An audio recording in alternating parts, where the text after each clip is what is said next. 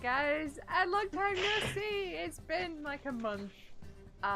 Sorry for the extended absence, but we had people off traveling, we had conventions, I had a Canadian visiting me, and you know, we've been all over the place. And then last week, one of us very selfishly got the flu. I know, right? Who would do that? Who would do such a thing? Jamie. But not to name any names, it's Jamie. good to see you all again, and we're glad you're here. So, Fight Club, huh? Vampires and stuff. Does anyone remember how to play D&D? No. No, me neither. So this will be fun, right? Last session. All right, let's see what I remember from the last video I watched earlier before stream. You're not supposed to admit that. The gang arrived in Vallaki. Davalan spilled the beans about Irina. Too much to the party's Contempt. Let's go with contempt. You made your way to the Blue Water Inn, which was the home of the Martikov family, who agreed to take you in and let you have some rooms for the night. As it turns out, they knew Ismark and Irina. It turns out Rahal kind of knew Mrs. Martikov, kind of. She appearingly, seemingly, was the raven perched above the old bone grinder. During their stay in Blue Water Inn in the evening, they met a elderly-ish looking half-elf gentleman who introduced himself as Rictavio. He said he was a traveling entertainer who was in town for the festival. He also had a pet monkey, Piccolo, who was everyone's favorite. Bless you. Thank you. Meanwhile, Erwin Martikov confided in Rahal that there was a problem with the wine supply, and he would be ever so grateful if on your travels you could check out the vineyard and see what the deal is, and get some shipments to them. You rested for the night. Rahal and Davalan had a really shitty night's sleep, and you awoke the next day to attend to your affairs in town. Rahal and Chandra... Oh no, we've lost her. Oh no. Rahal and Chandra... We'll just work with it. Rahal and Chandra decided that they were going to check out Rictavio's caravan and find out more about that mysterious half-elf who didn't quite smell like a half-elf, Rahal said. And then Davalan and Kerchak decided they were going to go to the church to... I don't know what Davalan was going to do, but do churchy things.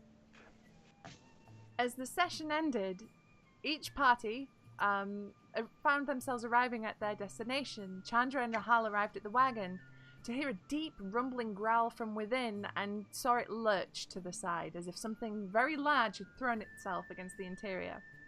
Davalan and Kerchak arrived at the church to hear the sound of something smashing and the cries of shock and screams and horror within the church.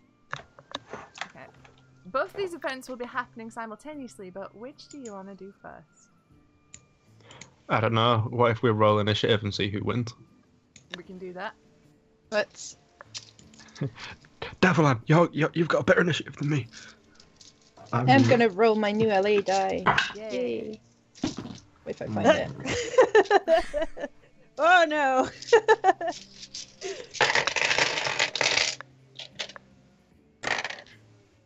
Yeah.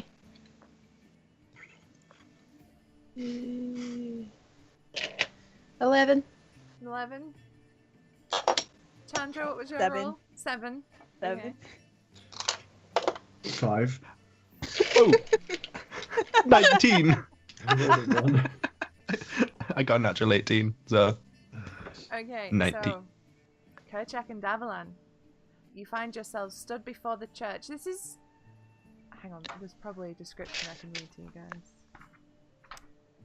It's a big old church. Big old church in town, full of church things. There'll be seats and walls and priests. maybe a roof. And maybe a window if you're looking. Oh, don't be too extravagant there. Who's this? The Normans? The slouching centuries-old stone church has a bulging steeple in the back and walls lined and cracked. Stained glass. What a choice of words.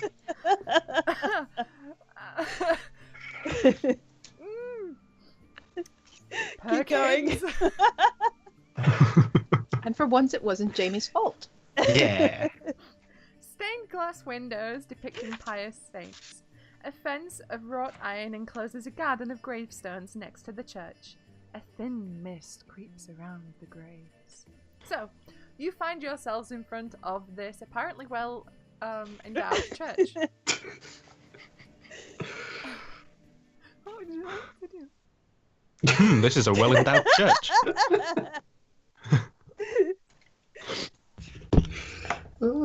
Stroke it slowly.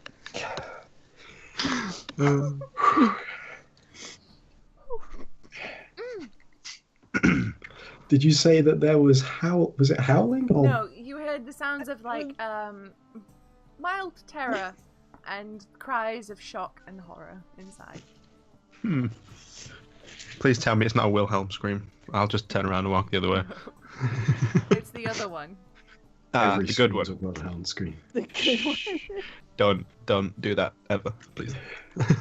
Well- yeah, I'll just turn to the holy man and go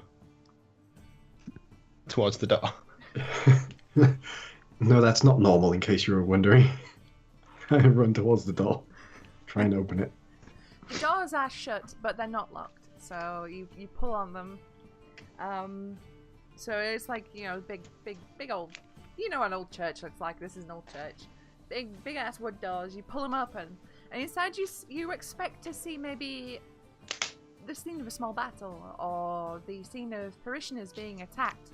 What you see is a congregation stood watching as their priest stands, an empty box in his hands.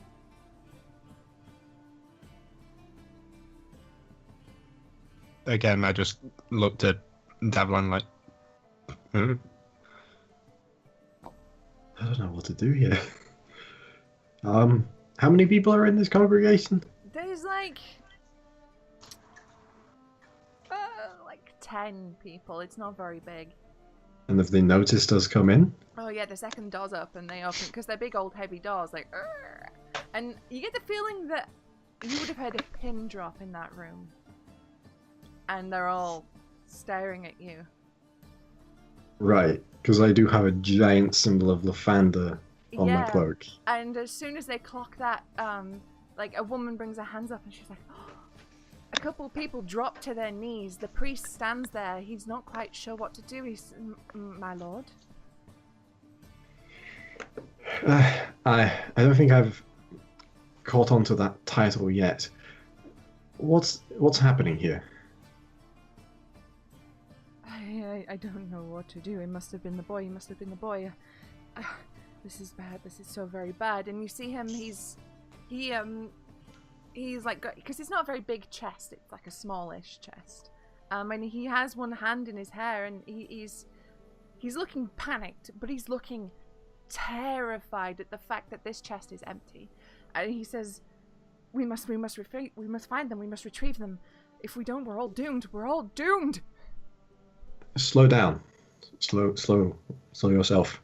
Write it down. Start from the beginning. We heard strange sounds coming from inside. What was in that chest? It was the bones. You have to be more specific than that. I'm afraid I'm not from around these areas. The bones of Saint Andral. They protect us. They make sure that he cannot walk among us. And you say they've been taken? Stolen. They must have been. They were safe in this chest. By whom? I don't know. I have my suspicions, but I don't know. Voice your suspicions, though I will not find them guilty yet. Any leads you have would be important. If these are an artifact of Lathander, as you say, it is my duty to reclaim them. It may be unfair, but I suspect the boy Milovoj. And what reasoning do you have? He's a troublemaker, a delinquent. He has had a difficult life, but he has not conducted himself in a manner worthy of the Morning Lord. That is not yours to decide, but regardless, I will heed what you have said. Where can I find this boy? Either in his home or wandering the streets causing trouble. When he should be here, digging graves. Tell me, where is his home located? Near the grave, near the coffin makers. Is it related to them or is friends with them? I don't know, but he lives nearby. Right. Until the time in which your holy relic can be reclaimed, I pronounce you under my protection.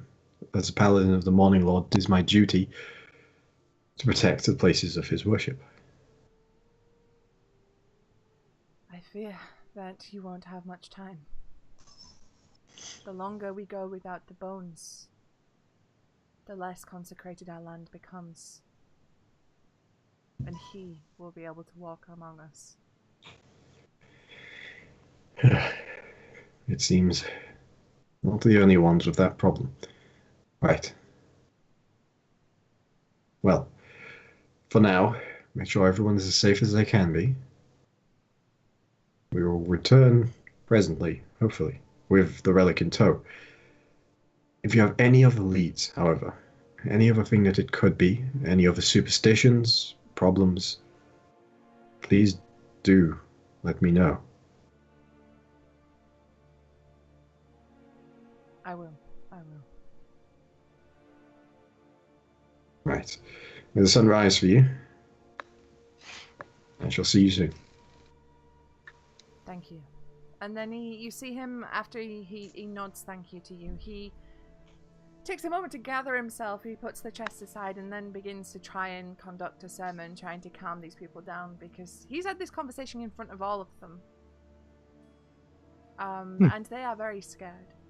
And as you walk back out of the door, you can see that there's like a few children and they're being comforted by their parents. The kids don't really know what's happening, but they know that everyone around them's scared, so obviously that set the kids off. There's like full-grown, massive, huge farmhand dudes that look like they've never been more scared in their lives, and they're all just earnestly looking to him for some sort of comfort. So as you exit the church, that's what people are up to. I turn around just as I go to exit and do the stereotypical Hugo Weaving elf frown and nod at the priest. And to kind of undermine that from above him, I just do the...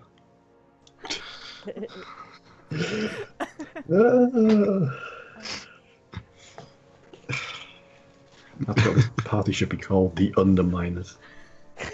This isn't the end of Incredibles, okay? Behold, the Underminer! We've come to reclaim the surface world. Anyway, yeah, I walk out. You're all beneath me.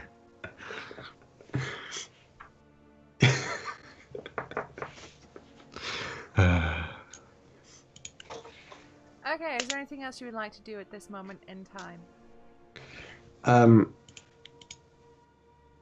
I'd turn to Kerchak and be like, it seems like every denizen of this place, no matter how big or small they are, seems to fear that man. I mean, I got that as well.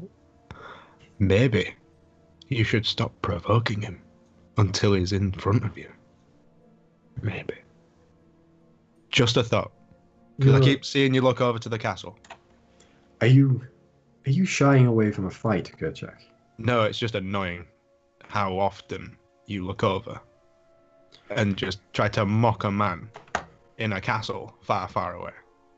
Look, it's been known that I'm not fond of men in high castles. Okay.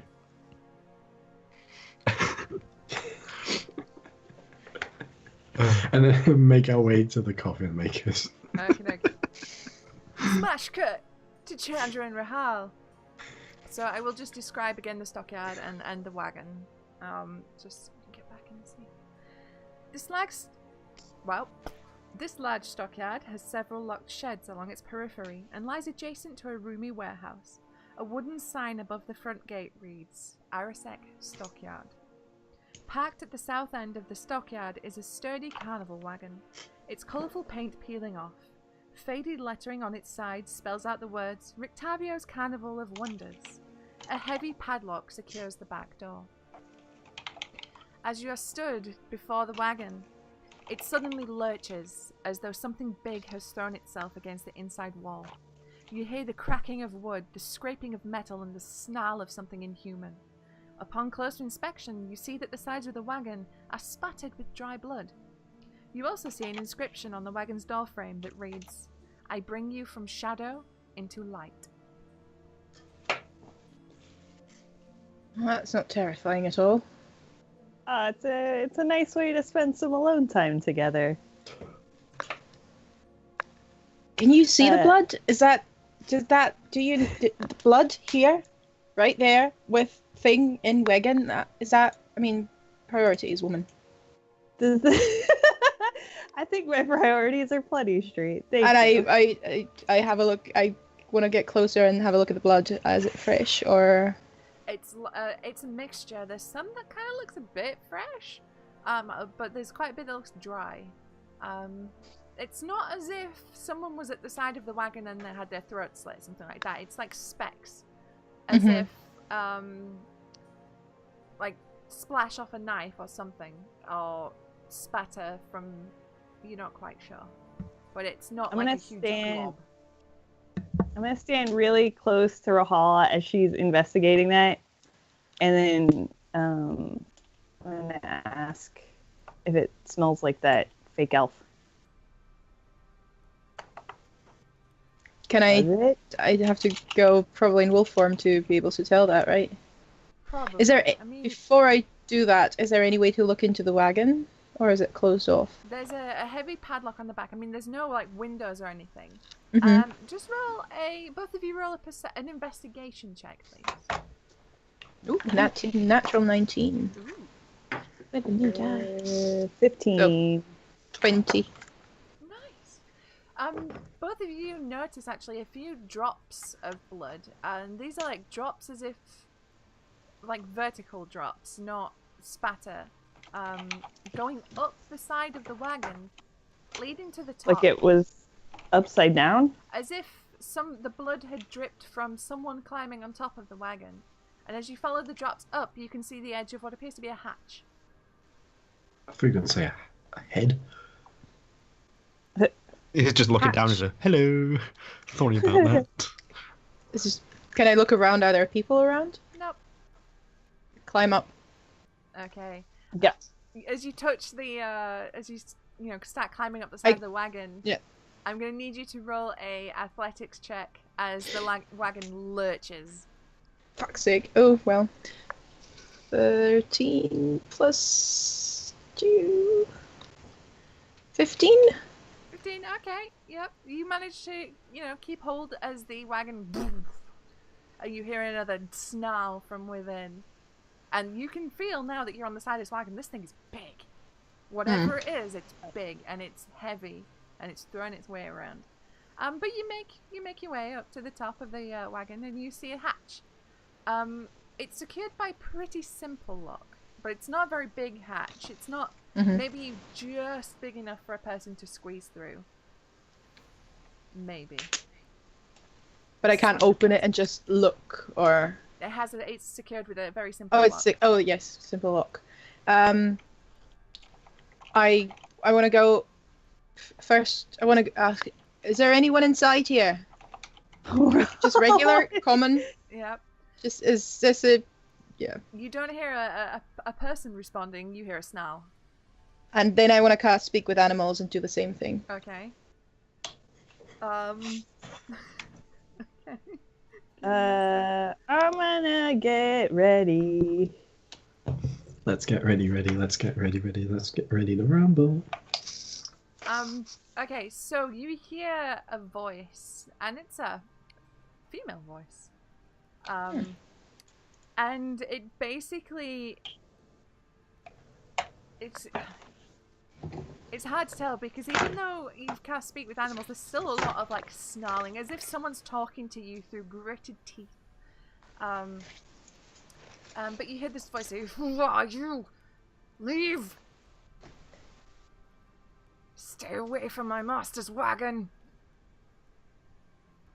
It's the monkey.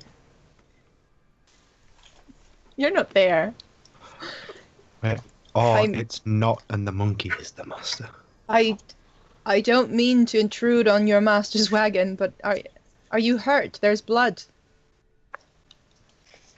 And there's a moment of calm as the creature sniffs. Not fresh, not food. What are you?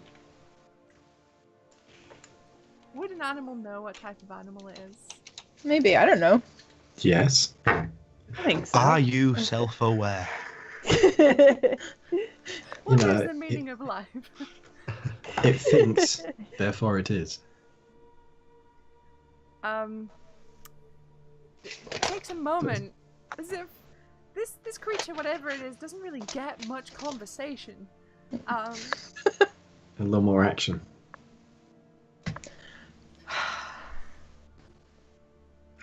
There's a moment where you can sense this creature is thinking through its response, and it's a beast trained to hunt, to kill, to serve. Rahal, what's it saying? What's going on? Oh, he's. I think he's just. She's just protecting this caravan. Oh, okay. Maybe we should just let it protect. Maybe. But there was something off about that. Can I?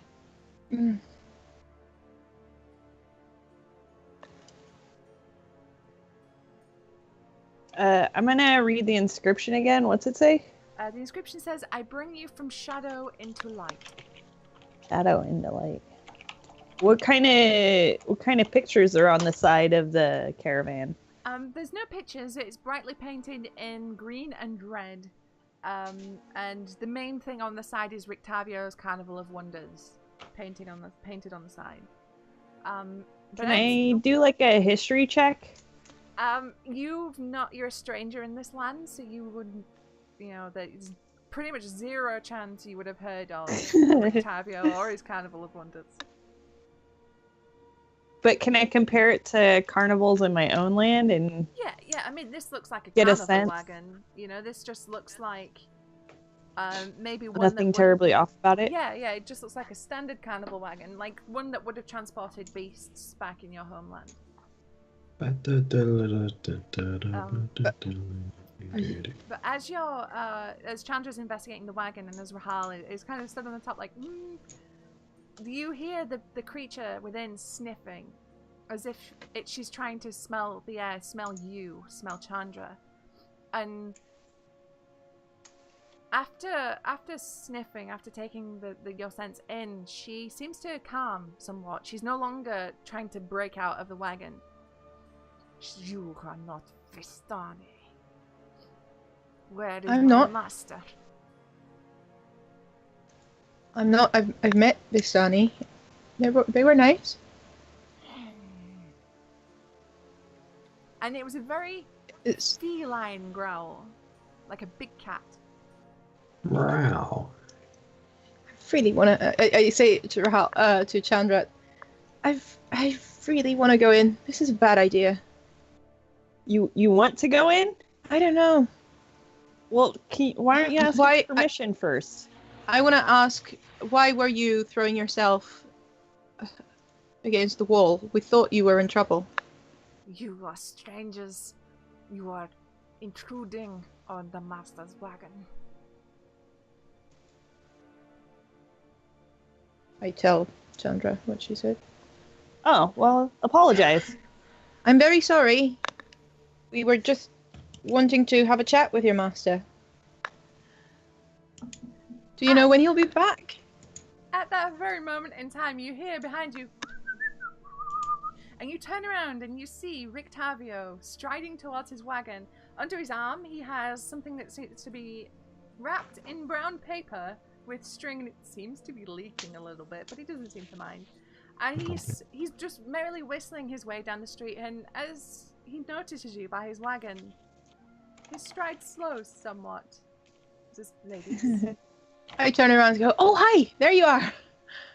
Hi, Octavio. You got a little fresh cut from the butcher, huh? Well, yes, I quite like a bit of fresh meat every now and then. A good steak is good for you, as they say. I'm sure your companion in there will also appreciate it. I think she's getting a bit hungry. Ah, you've met her then? Yeah, we were walking past and she was throwing herself against the door, so we were a bit worried there was someone inside. That's why I'm up here. So I come climbing down. As he approaches the wagon, you hear him chat. He goes, "Anastasia, come now, these are friends. Calm down, girl, calm down." And then you see him very, very deftly, with an agility that is quite unseen in a man of his years. He hops up the top of the wagon, swiftly unlocks it, and drops the steak in. And you hear... Can I look? You can't see her, unfortunately. But you hear the sounds of, like, meat being torn and almost a purr. Is it good steak? You just hear a... I think she likes it. She's quite fond of it, yes. Now, what can I do for you? And then he makes sure to lock the latch. I have to keep her in there. She scares the peasantry. Yeah, she is rather impressive. Oh, she is. Beautiful species. We are passerbys in this town, and seeing you and your magnificent wagon, we were a bit intrigued. You seem to be one of the few people who wants to bring some happiness and wonder into this world. Well, we have to do something, don't we? Otherwise, we will all perish. Oh, yes. Are you on your own? I'm used to traveling groups, but is it just you and Anastasia? Yes, unfortunately, I did used to have an apprentice at one point, but it was safer for us both if we went our separate ways. Can I insight check that? Yeah. Just to see if, they actually parted in a friendly way, or if I can sense some sort of shenanigans. I can sense bullshit with the two. Shenanigans? You can't sense anything with the two. No. Nope. As Fairly far sure as not. you're aware, he's on the, he's telling you the truth. He's on the level. Oh, actually, it's a 9. I have a lot of insight. Sorry. There's like a tiny hint of some emotion there, as if maybe it was a bit bitter, a parting, but you don't know if that's just because he's really sad that she left, or really sad that it was horrible terms in which this apprentice left. Mm-hmm. Oh, my name's Rahal, by the way. Hi. Nice to meet you. A pleasure. And he takes your hand and he kisses your hand. Okay. That's Chandra down there, the fashion. What are you wearing today? I wave. Oh, I think I'm the same thing as yesterday, but I don't remember what it was. If I remember correctly, is that the see-through thing? No. This is even better. It's like a wicker, basket. Oh yeah, the big wicker head cage. That's right. It was Nicolas Cage. No, with a tutu, yeah. Just not the bees. There were just no bees. It was the Wicker Man, but ballerina. Yeah. Yeah. Right. Now just imagine Nicolas Cage wearing that outfit. But he says we've been introduced, and then to Chandra says enchanté. Hello. How did you meet again? Sorry, out of character question because it's been a while. It was at the tavern. At the tavern, okay. Yeah, Chandra and Rictavio had a chat. Chatavio. What did you call him, Chatavio? Chatavio. I love how I'm the last to be making these jokes this time round, apparently. Yeah, Like, Stu's I on don't know fire what's happened. tonight. Yeah. Stu's on fire.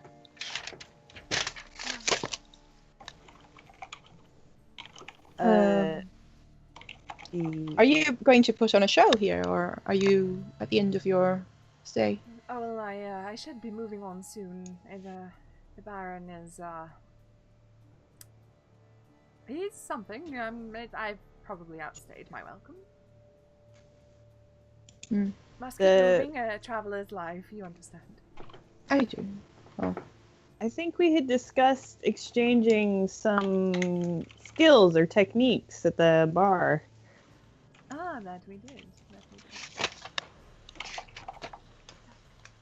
I would like to know about a little more about your friend. She seems like a wonderful accompaniment. You know what it's like as a bard traveling by yourself. You don't always have the best protection. Where did you come across her? Oh, on my travels somewhere. Dreadful land. I can't quite remember what it's called. But she's a wonderful specimen.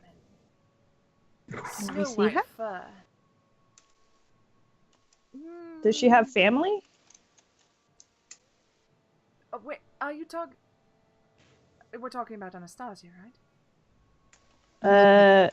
Who's in the... What's the name of the animal in the thing? Yes, sorry. That's Anastasia. Horrible thought. I thought you were talking about my apprentice. Would have taken what I've said, and that would be horrible. Absolutely horrible. No. Anastasia was orphaned when I found her, merely a cub. And I took her in, and I raised her, which is why she's very loyal to me. She has a very good temperament, where I'm concerned. But not towards anyone else. She's quite ferocious. If you want to see, come. And I'd love to. I'm there. I'm fluffy. Okay, he produces a key from deep within a pocket somewhere very close to him. And you can't quite see where he comes from, because he just sticks his hand in his coat and then boom, he's got this massive iron key. And he takes it to the padlock on the back and he pops it open. And he opens the door a little bit. And you hear him whispering quiet words to Anastasia. No. And she's still, as far as you can tell, she's still preoccupied with the meat he's eating. And he gestures for you to come forward, and he's like, shh, shh, shh, shh, shh. And as you move closer to the wagon, you see that she's what appears to be a very large, saber-toothed tiger. Oh! Puddy-tat. A puddy-tat. Can I try and wild shape into a saber-toothed tiger now that I've seen one? Using the panther stats or something? Using the panther stats? I don't know, as the saber-toothed tiger is probably its own seat thing. It's basically about style. Could I be wild shaping into a saber-toothed tiger? I don't actually know the rules there. Sure, because you can only wild shape into certain challenge rating things, can't you? Yeah, but I'm with the moon.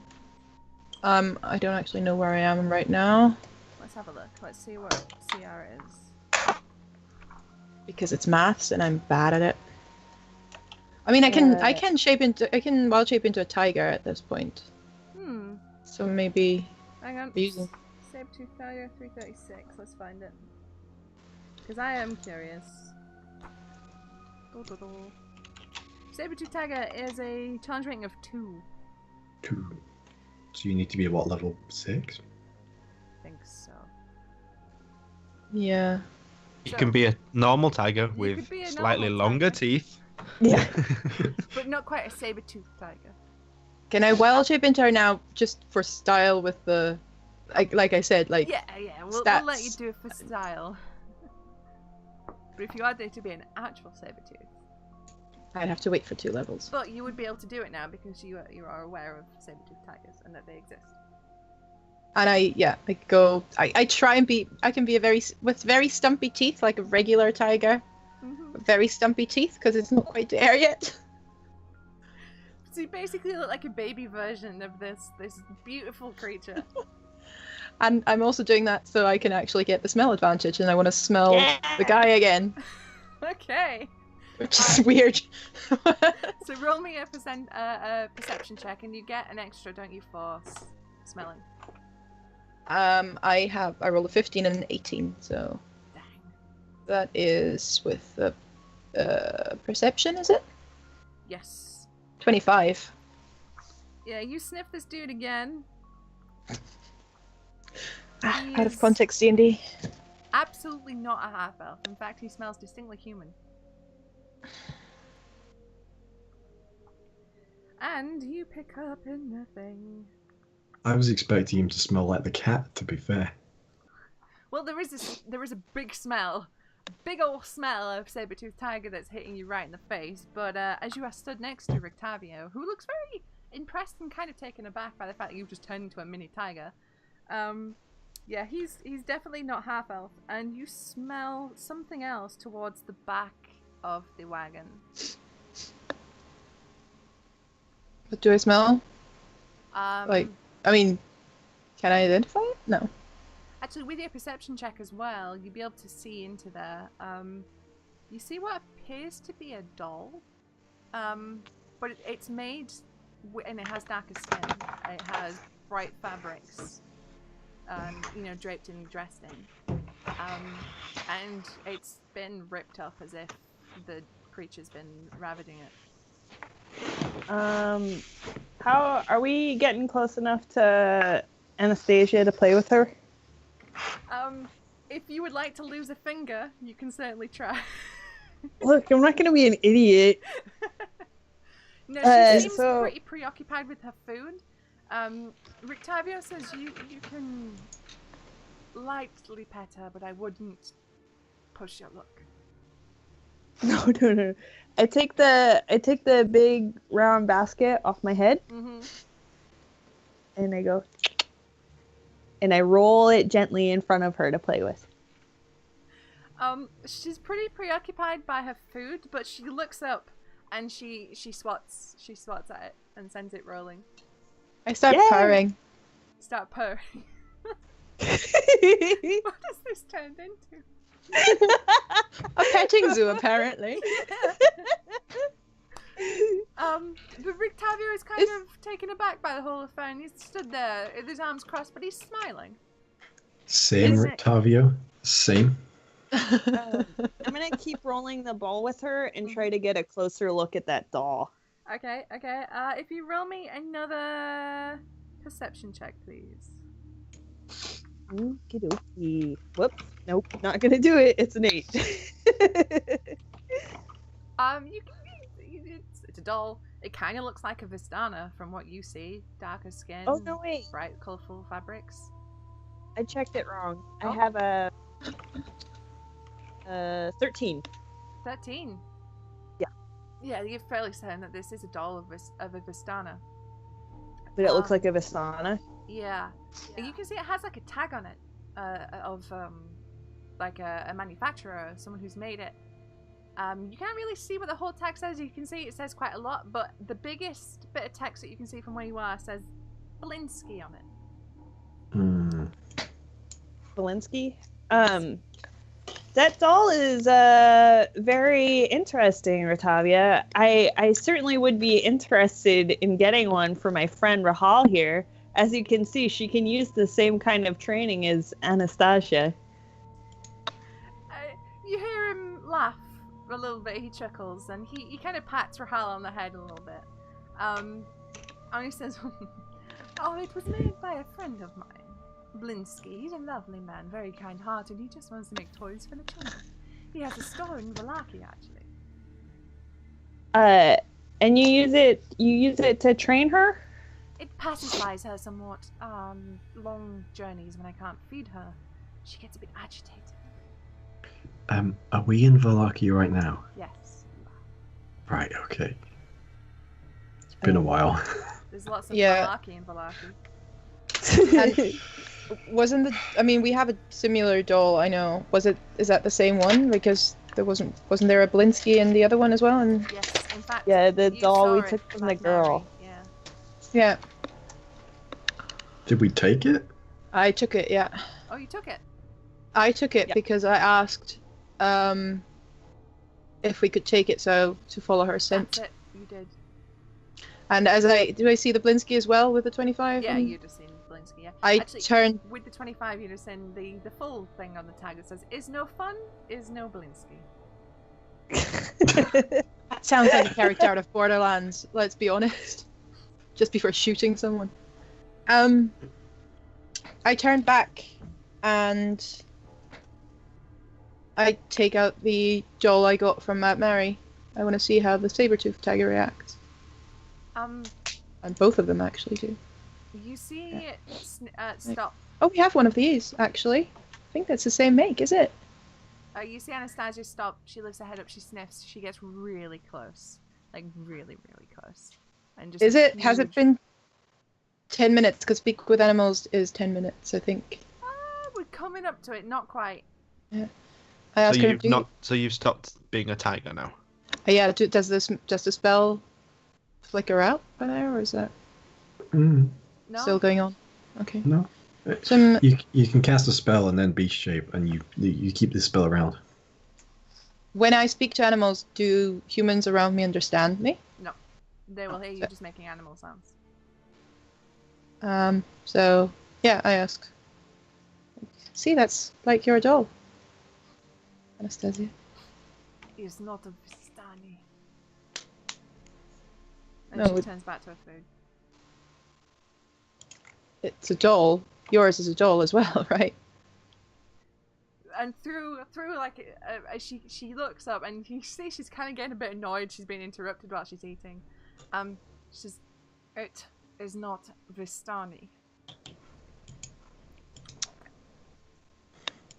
She's very particular, Anastasia is. Gee, it's interesting working with a lady such as her. But seriously, you should go see Belinsky. He's a lovely man. In fact, I was considering giving him Piccolo, who pops out of his coat. He's I was very- wondering where he was. And Hi, Piccolo's Piccolo. kind of like pulling on his ear a bit, and he's like, Hi, Piccolo, how are you? and Piccolo's just like, hi. Is your master treating you right, yeah? Berries, food, yeah. He's fine. Squeakums, squeakums, squeak. Squeaker. Who are you? How can I'm Rahal. you how can you talk to me? I know magic. Crack at it. Does your master know magic? Maybe. He can do funny things, can't he? No, I can't say. That's okay. You were cool as a cat. Thank you. Bye. And then he comes back under the coat. I want 10. A cool cat.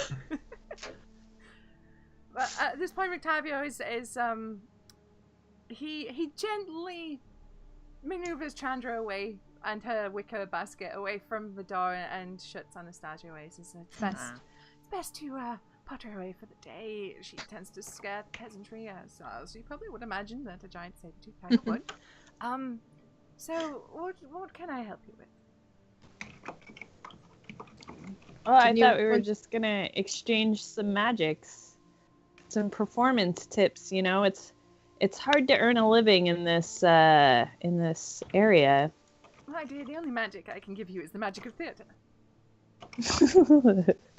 I fear that if you are looking for any sort of arcane or impressive, like truly impressive. I mean, my voices are impressive, but impressive magical feats, you're in the wrong place. I have an idea of somewhere you might be able to find some sort of knowledge if that's what you're angling for, but and you see him. He takes a step back and he kind of walks. So he circles you, as if he's considering something. And his face goes grave, very serious. And he moves up to Rahal, at both of you, Rahal and Chandra, and says, And his voice is different. He says, "Do you desire to cleanse this land? Will you I wouldn't fight mind in the side of the lifting. light? That's what we're here for. Will you die to cleanse this land?" We actually might. Let's be honest. Preferably not, but sure. I'm just Yeah, figuring well, out you who won't. this You'll is. be hiding behind me. I just figured out who this is. Oh my god. Steve should hope. Mm-hmm. It's Somebody Brian. loves metagaming. What? No. I don't metagame. You see Okay. him. He very seriously regards you both for a moment, checking to see if he actually believes you. He puts his hand once more into his pocket, and he pulls out a small folded up piece of parchment, and he hands it to. He just holds his hand out as if he's giving a handshake. I shake his hand. And then he goes, "Oh, well, very well. Lovely to meet you. Lovely, lovely. Pleasure as always. Pleasure, pleasure." And as he releases his hand, he slides the piece of paper to you. Oh, we've lost Lydia. Kidoki, I take it. Okay, give us a second, because Rahal is in this scene. We kind of need her. Lydia, come back. Mystery as in patchy. Oh, Oh, no. she's- Oh, it's gone. Gone. Gone. Well. Technical difficulties. Please stand by. She apparently got a mustard yellow screen of death. Oh. That's a unique screen of That's- death. A mustard screen of death. Yeah. She might be a while. Maybe. Well. Mustard did something wrong. Hey. I am literally the last person to make a bad joke. What has happened to this game? But Jamie, Oh, you that are a was- bad joke. That one was too That was good, just mean. though. Okay, what we'll do is we shall, because we've not even been going for like an hour yet. That's a problem. We can't really Yeah. go for a break. Well, we're going to need to because it'll take a couple Yeah. of minutes for Lydia to Yeah, boot okay. back up So again. we'll go for a quick break. Sorry about this, guys, but hey, Skype, what are you gonna do? So we'll be back. We'll be back as soon as we can. See you soon.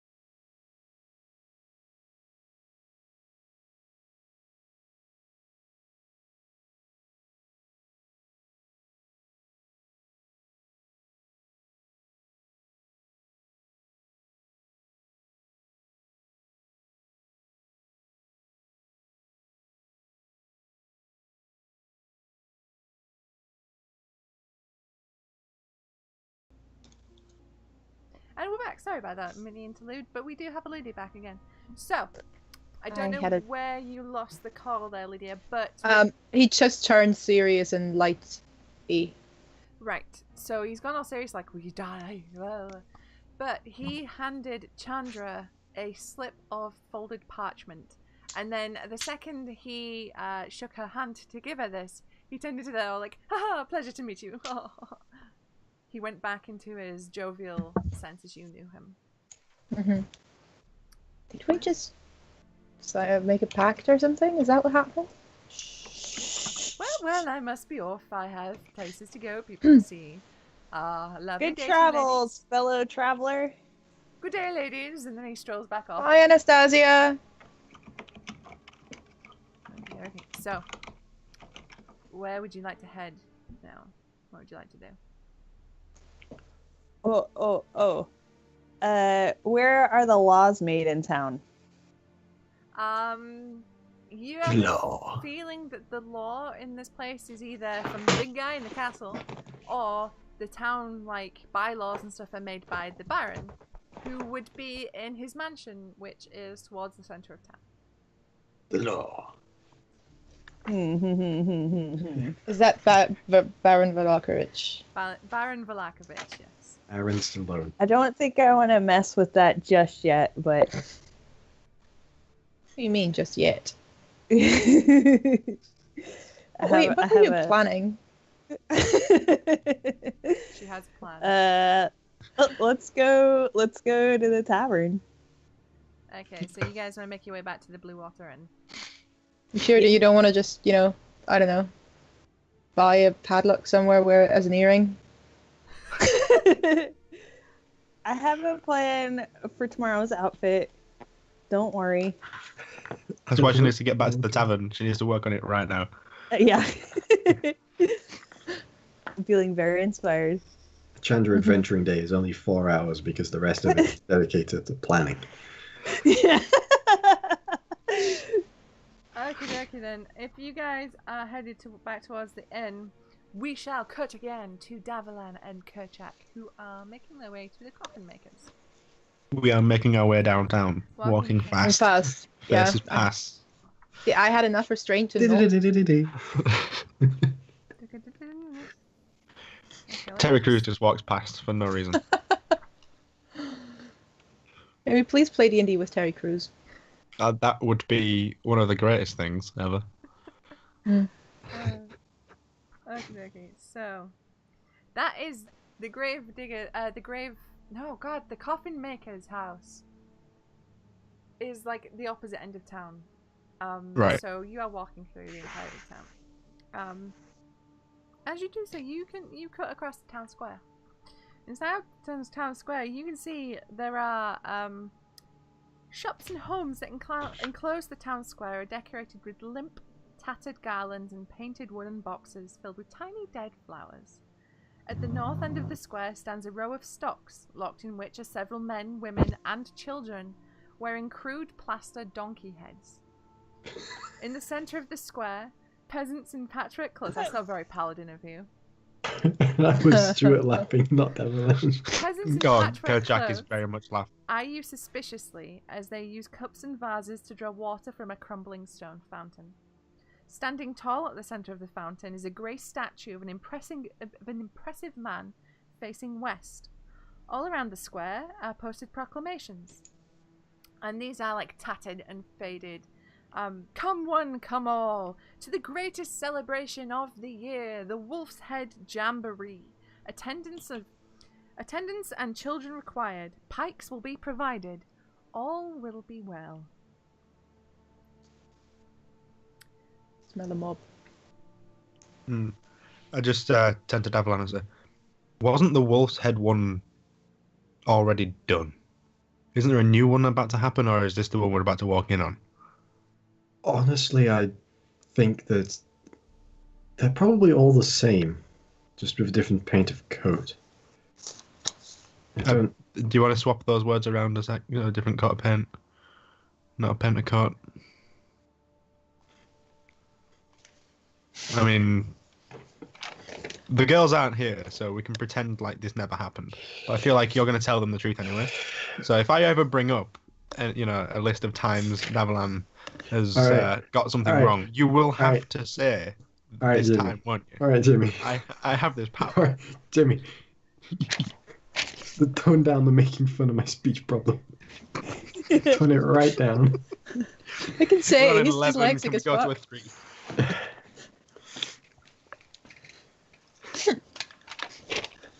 As I was saying, Yeah. it appears that most of these festivals are the same, just with a different coat of paint. Yeah, you're probably right. I mean, what is it? One every week or something stupid that we got told?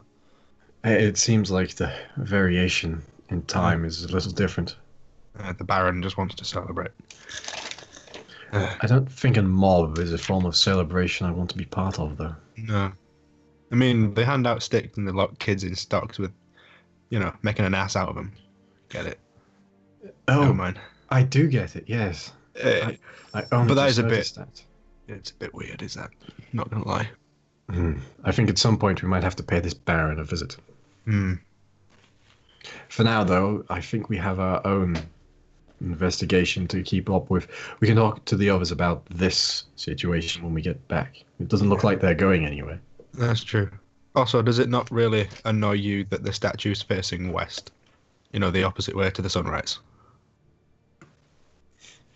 Not quite, no. Oh. I'm not. I feel like that would have really irked you. Like, No, I'm not. I'm not that picky. I mean, no, fair enough. I would have assumed you were, but with all the sun talk and all, I thought that would have dawned on you. Blech. That one was too subtle. That one was too subtle. Ah, damn it! Oh, no, I got it. It's just No, Stu didn't get it. He cut out. it did No, not dawn on him. Oh. Yeah. Ah. Yeah. Sorry, I didn't hear what you said. It cut out It's for me. fine. It's Unfortunately. fine. Blame technology for not. letting Technology is protecting you from Damn whatever it. that is. So, Susie, if I'm getting this right, just in the square, it's the fountain facing west, men, women, and kids in stocks with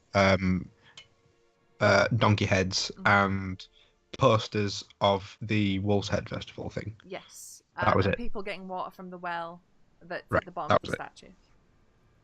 statue. The fountain facing west. You said, was it the statue on top of the The fountain statue facing? on top of the fountain is facing west. So Right. it's like What was the statue of? it's of an impressive looking man. He's dressed in like very smart, almost militaristic regalia. So just imagine like a typical like war, like a statue of a general. Yes. This is like Nelson's column, but in Velaki, Right. You're not sure who this gentleman is. There's no placard or anything saying who it is. You've not met anyone with whom he shares a resemblance. How old does the statue seem? Does it seem fairly recent? Yeah, it seems pretty old. It's not. pretty old. It's not damaged, but it's just when you can tell when a statue's new. Yeah, so it doesn't look like it was in the lifetime of the current Baron. Nope. Assuming an ordinary human lifetime. Mm-hmm. Right, okay. And the weird looks that we're getting from the people, That's is just it because I'm wearing a collar that's fearful, not or is black. it just because we're a strange bunch? It's basically, you're strangers in town. They're not completely unused to seeing people not like them, because as you already know, other adventurers have been in this land before. But do they just see adventurers as troublemakers? Basically, they don't want anything to do with you. They're all trying to keep their heads down, and you see people busying around. Some of them are carrying bundles of wicker, like as was mentioned when you first arrived in town. For another festival, there's people with bunting and things like that, and they're just trying to keep out of your way more than anything. Right. Okay. Good to know. But unless is there anything else you want to do in the town square? Not that I want at to do the now. present time, no. As you make your way out of the other side of the town square towards the coffin makers, you see a very tall, very threatening-looking man with two guards with him come stomping into the square. Not as if they're looking for a fight. That's how he's just, he's one of these massive dudes. you see that actually his right arm appears, it's under his cloak, but it's bulkier than a normal arm should be. And he, as he walks by, you can see that the guards behind him have been handing out posters for the new festival to be put up, and you see some behind them. And the posters say, "Come one, come all, to the greatest celebration of the year. Attendance and children required. Rain or shine, all will be well." And you see there's a big blazing sun on these ones. As you walk past this guy and the two guards, just kind of stop. Boy, who the fuck are you? Me the fuck I am. Who the fuck are you? You think you're fucking clever or something? On occasion. And you see he's kind of sizing you up. Hmm. He spits. I'll repeat myself, and I'll only do this fucking once. Who the fuck are you? Davalan, cleric of the paladin of the Morning Lord, at your service. And your name? Ezek. Isaac, right? I see. Ezek. Ezek, my apologies. I think that's with a capital E and then Zek. It's I-Z-E-K, fucking dickheads. What are you doing in Verdon? Didn't know it was some leads. He's jumping about a bit. He's trying to find the most intimidating way. He's trying to find an accent. Leave him alone. He's travelled in his time, it's fine. Suspicion's right. Well, we are here accompanying a traveller on their way to Kresk. That's right, yeah? Kresk is where we're going, right? Mm. It's been a while. Good luck getting into Kresk. Oh, thank you for the good tidings. You're a fucking idiot. That's true, he is an idiot. Bit simple, you lot. Yeah, well, simple pleasure, simple minds, it's fine. We get by. I'm sorry, I don't fully understand the meaning of your introduction. You're using a lot of fancy words. It comes when one has spent more than 5 minutes in the school. Look, I'll keep it fucking simple for you. Thank Keep you. out of trouble. And you won't have my foot up your fucking ass. Right. Seems an awfully hostile attitude. What's brought that about? You're testing my fucking patience, little elf. He does that a lot. Wait, how tall is this guy, by the way? He is... he's not quite the size of Kerchak, but he's like 6'4", 6'5". He's a big dude. Right, so he's still about the same height as me then. Yeah, but he's scrawny. Yeah. I'm not scrawny, I'm an elf. Yeah, so scrawny. Scrawny. Mate, But by default. mate. Lithe, I think, is the term. Yeah, life. Yeah. My apologies, your patience was certainly not what I wished to test. Anyway, I don't wish to be a bother you. Do you any more? Kerchak, is there any questions you'd like to ask of the good sir? I just wondered what he's handing out. Is there a new party going on? He goes and clicks his fingers. Fucking my whistle didn't work then. And gestures for one of the guards to hand you a poster. And the guard just basically like slams it into your chest. I take it without looking down, obviously. Obviously. Festivals in Obviously. 2 days. You better be in this fucking square or I'll find you. Alright. Fair enough. Seems like a nice enough request. Maybe we'll grace you with our presence, if we're still here. Pray tell, what exactly is this festival? Without looking at the sheet, I just pass him the poster. Yeah, at this point, Izek's like not fucking looking away from Kerchak. It's like, Yeah, that's exactly what I'm doing. Just I take the poster and I don't look at it either. That's it.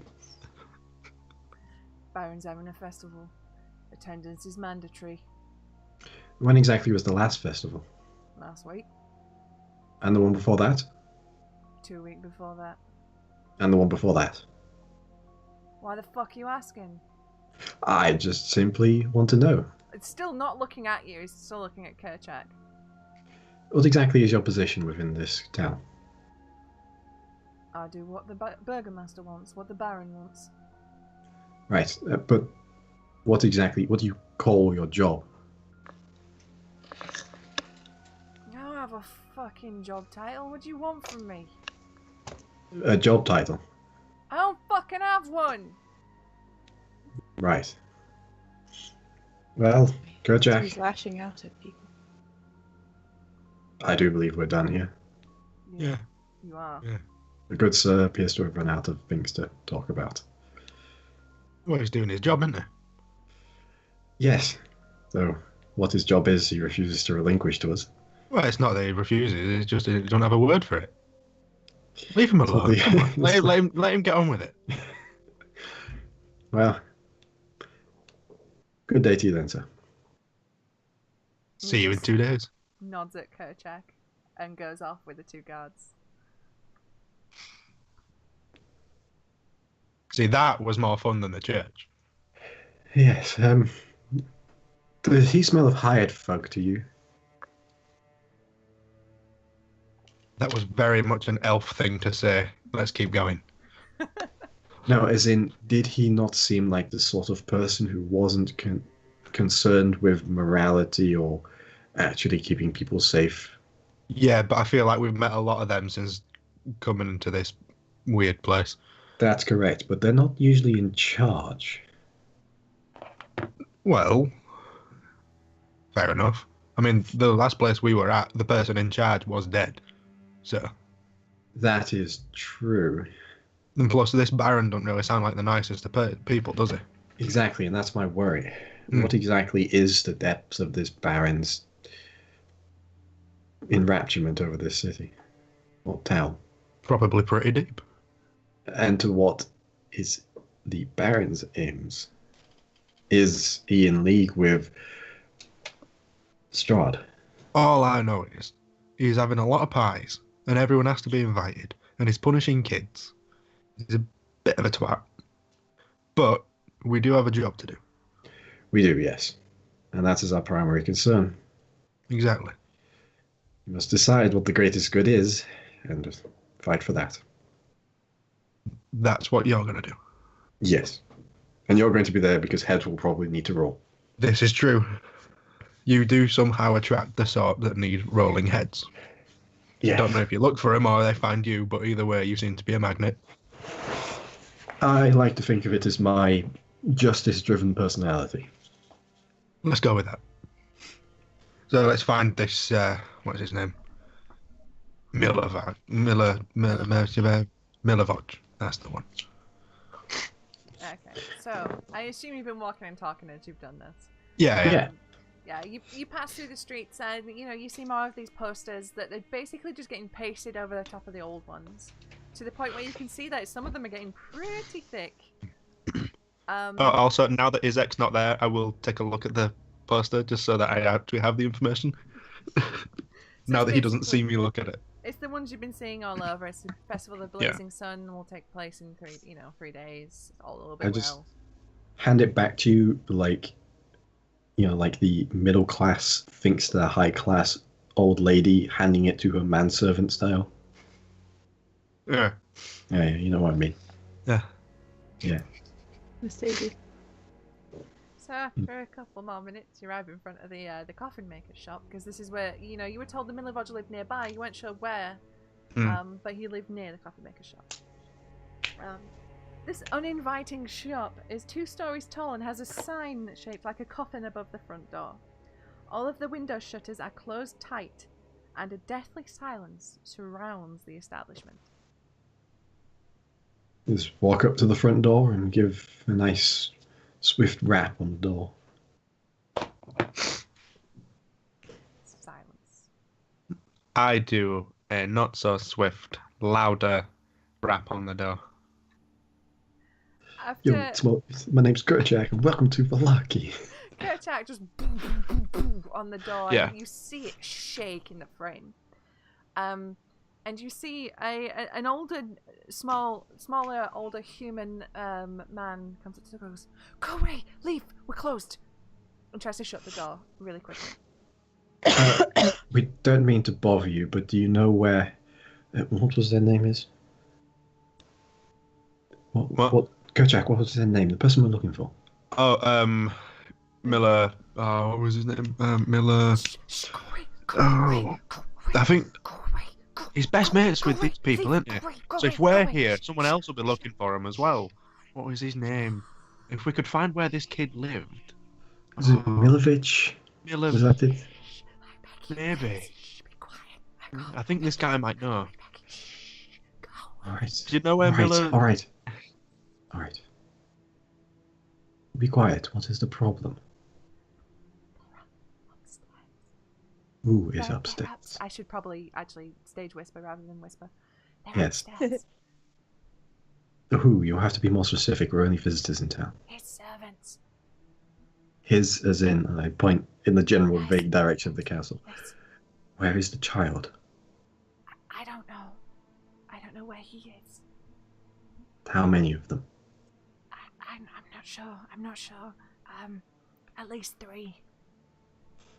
Are you trapped in there with them? Yeah, pretty much. Do you want to be not trapped in there with them?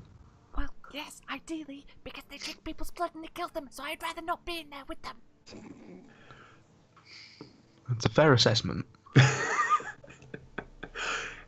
Can you hold out just a little while longer? We can go get our companions and come help. How long have you been there? A couple of hours. They've Right. gone very quiet.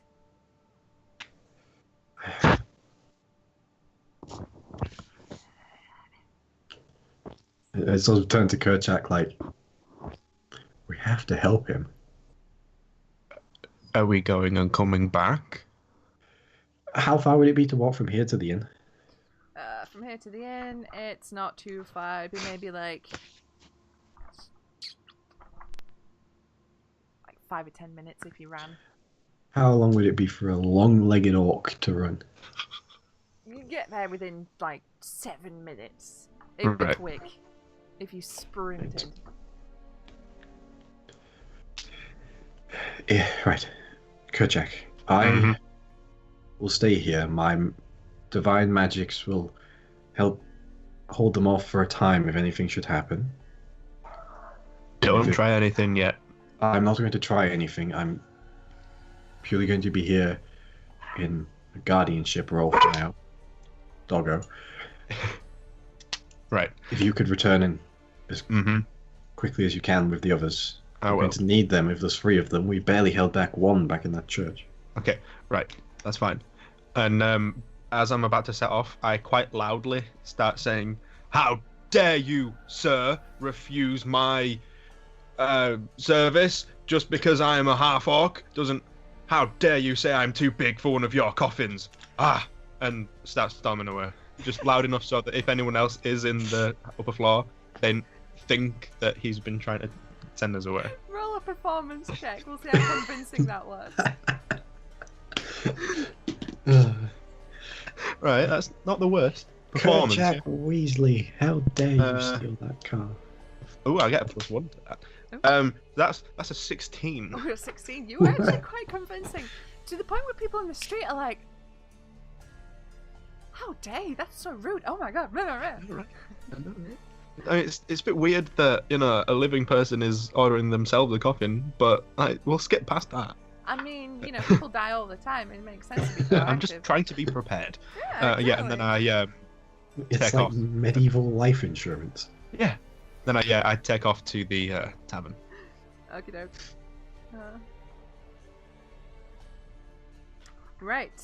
In the meantime, you are stood, Davlan, in front of a very... He's shaking. He's like, I hope your friend comes quickly. I have no doubt that they will. Now, do you happen to have any tea? Tea! It calms the nerves. There's vampires in my house, and you're asking I'm just trying to keep you doing menial tasks. It takes your mind off of things. And you see him disappear back inside. Sir, do you mind if I come inside? I'm sure that's how I got in this mess in the first place, but come in. I walk inside and close the door behind me. Is there a lock on the door? Yes. I latch it.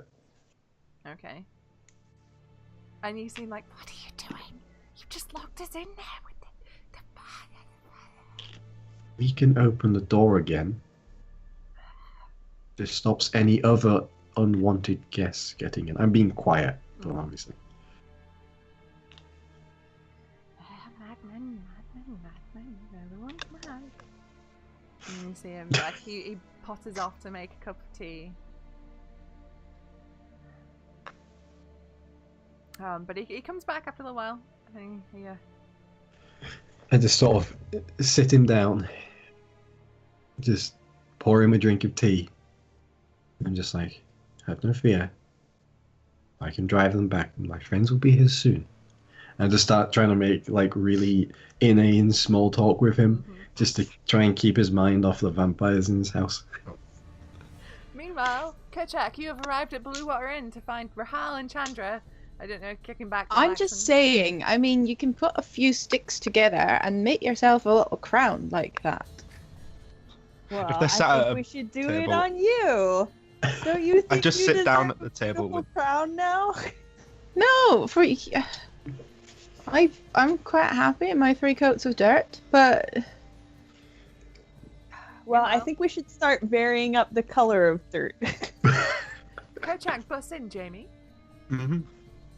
Hi guys. Hi. So, Hi. How was it? it was alright. Did you lose the elf? I mean, well done, but Yeah. I mean, I am debating just sitting down and getting a drink.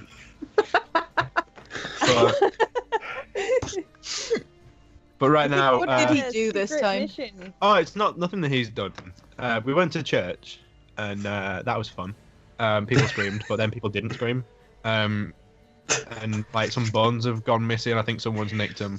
We tried to go and meet this guy at this coffin place, but on the way, I had a really fun time staring down this like lopsided dude who's like proper asymmetrical. He's really yeah, asymmetrical, like. Yeah, but it turns out there's like, I think there's 3 vampires in this dude's house. So the elf's still there. You fancy coming along? Like, wait, he's fighting? vampires. Well, I don't know. Knowing him is probably having tea, isn't he? That's don't so know, if- dumb, he probably would. Yeah, Yeah. let's go. I don't know if you fancy just like, it might be a fight. I'm up for a fight. Fair enough. Right. But before we go, I have to let you know, I think we have a secret mission, but we mustn't tell the elf. Oh, I'm all for this. What's this? Can I look at the piece of paper? We probably would have already, wouldn't we? Yeah. It appears to be a kind of map, maybe. It's kind of it's disguised in a way to look like an illustration, but as you appear a bit closer, you see that this is a map to somewhere. Okay, west it's a of here. map to a place. Yeah, we can figure it out later. I mean, we should probably, Yeah, the thing. the thing. Yeah, we'll do that. So 3 vampires, huh? Well, I don't know the number. I just assumed it was 3. So Let's go take care of those. Yeah. I start bounding back in the direction. Okay. Oh, and on the way I say, oh, and by the way, I'm pretty sure everyone thinks that I got turned away because I'm too big for a coffin. So when we turn up, like, make it like we've shown up to exact revenge on this guy that refused my service, like, my custom. Okay. Cool. Just a lot has happened since we split, okay? Just know that this is how we're playing this. I saw a kitty. I mean, That's nice. That's nice. let's go. So you pelt it back to the coffin maker's shop. You arrive to find the door locked. I want to pound on the door this time. It's my turn to hit some stuff. Okay. And I like pound on the door dramatically and I scream, Sir, how dare you do this to my brother? I just go, oh, that would be the rest of my party. As the door goes do a second time, the old man goes and he drops his cup and his tea splashes everywhere. His little saucer explodes.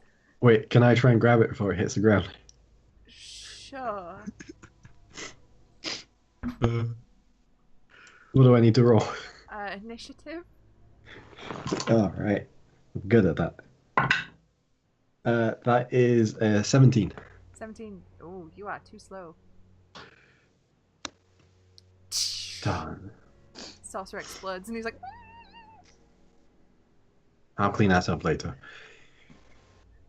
I go over to the door and I open it. Cup of tea in the other hand. Oh, Well, that doesn't look like he's fighting 3 vampires. Like I said, he was drinking tea. no, they're Yeah. upstairs. They're upstairs right now. And you locked yourself in with them?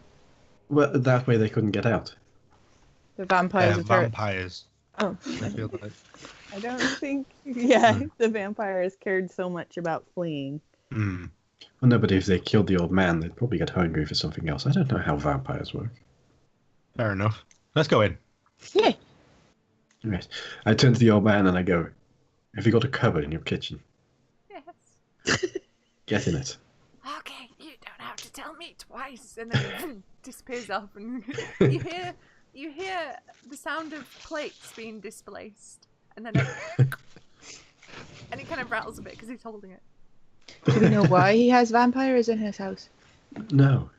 You did Maybe not. they needed somewhere to sleep. I thought And he knock was on the just- cupboard. Yeah? Why do you have vampires in your house? Oh, I did something very foolish.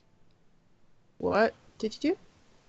Well, well, Quick, we kind of have to kill vampires now. Just... I had a dream where I was asked to arrange for some things to be stolen, and then they came to collect them here, and it turns out it was vampires.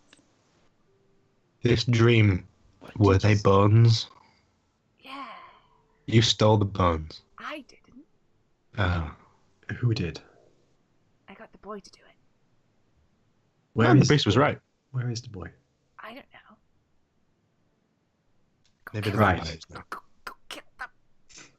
I'd put the cup of tea and the pot of tea in the cupboard and close the door. Thank you. What were you talking? Never mind. I was just making small talk to keep his nerves calm. Really worked. Yeah. So, just to lay out what you are looking at right now, you are in the ground floor of this shop, and you're in sort of like a living area.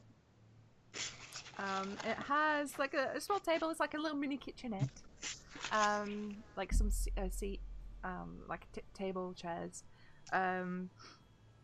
There is a door directly opposite from the front door where you came in. And there's a staircase to the left-hand side. So up the stairs. Up the stairs, pull out the blade, pull out the shield. Okay. Are you just going up the stairs, or are you stealthing? Stealthing? Well, attempting. Stealthing. stealth. We'll Hey, find out. I'm pretty good at stealth, I have you know. Not that you'd think that, but 19 for me. Ooh, very nice. it's cocked. My stealth Also too. 19 for me. Oh, very nice. A 15 for me. Hey. 15 for me also. Hey, you guys Yeah, are look pretty at good that. at this. Let's see if it's good enough. I don't know why as well, but I'm just picturing the vampires like sleeping upside down on the rafters. One of them's like, did you hear that? And the other one's like, oh, no, probably nothing. But they see, Back to sleep. I'm just imagining if they're all just in a row on one beam, like Newton's cradling them. No, they're like the buzzards from Jungle Book.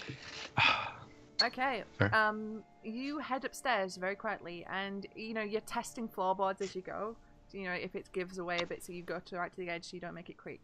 And you quite quietly make your way to the top of the stairs. As you get to the top of the stairs, Who's in front? who is in front? Normally, I'm typically bad at stealth, so I feel like I would have been near the back. Okay. I Okay. want to be. Oh God, it's probably a bad I'm idea. well in the back. I'll be in front of Chandra then. I'll be at the front. Yeah, I think you should be. I'll Javelin taking have a point. moonbeam ready, by the way. Okay.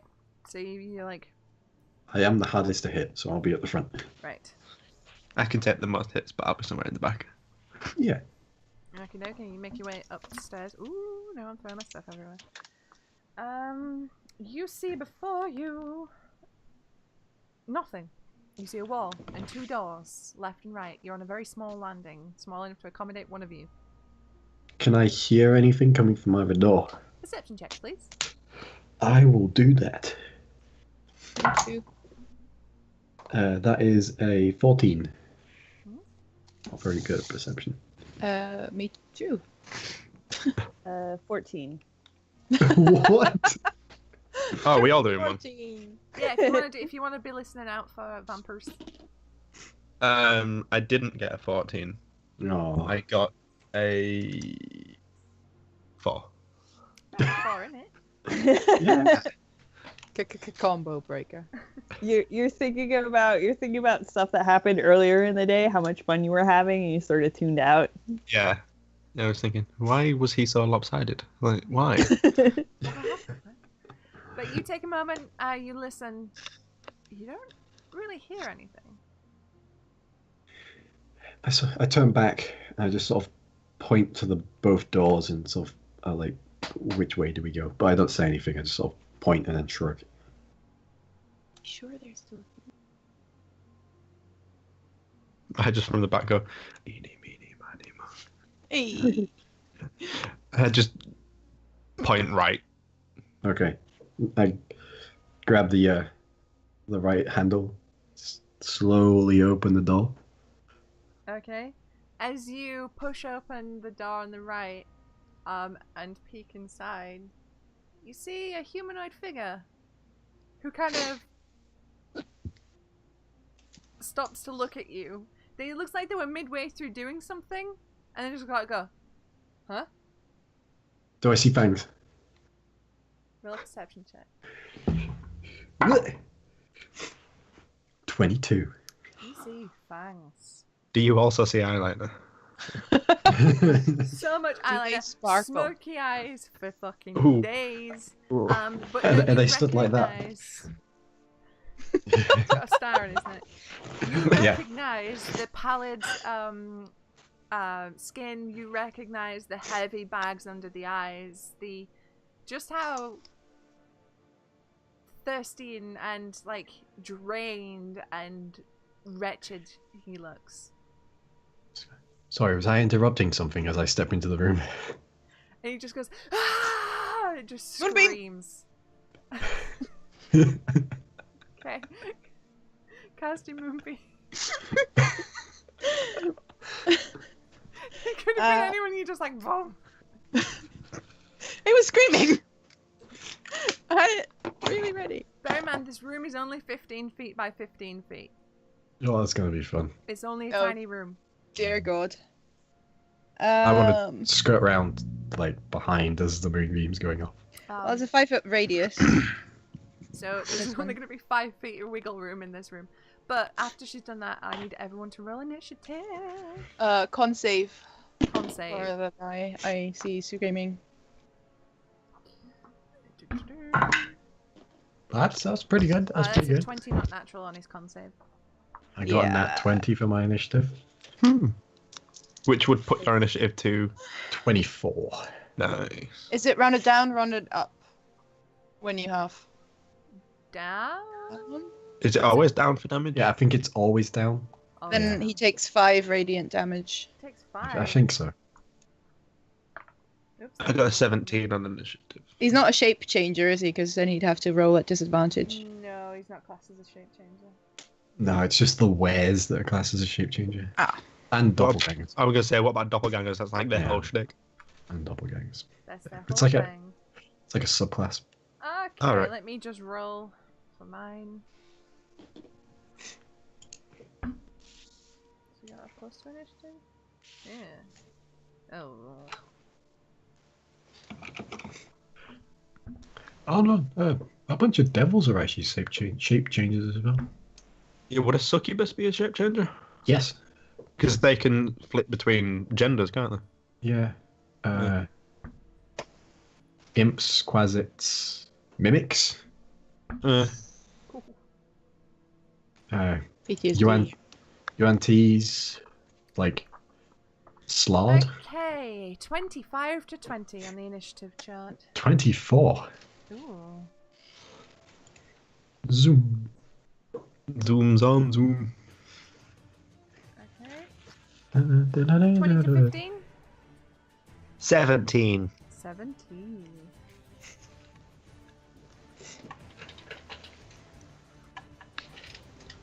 $15 to 10. 13.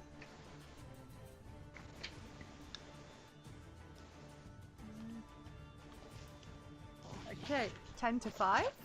9. 9. 9. All right. 9.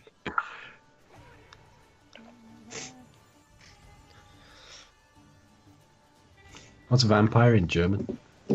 Vampire. Isn't there another word for it as well? Like, but it translates more to like bloodsucker. Blutsauger, Yeah. which is the direct translation. Yeah. Or, Politica. Ah! To the top of the round, we have Davalan. Okay, so when I move behind the vampire so that like I'm not in the doorway, but keeping obviously within 5 feet so I don't get ye. And then I would like to strike at it with my reaper. Okay, give it a stab. That's going to be a 20 to hit, not natural. Yeah, that'll hit. Alright. I'm going to drop a first level smite on this as well. Mm-hmm. I'm assuming this creature counts as undead. You'd hope so, wouldn't you? I would. Yeah.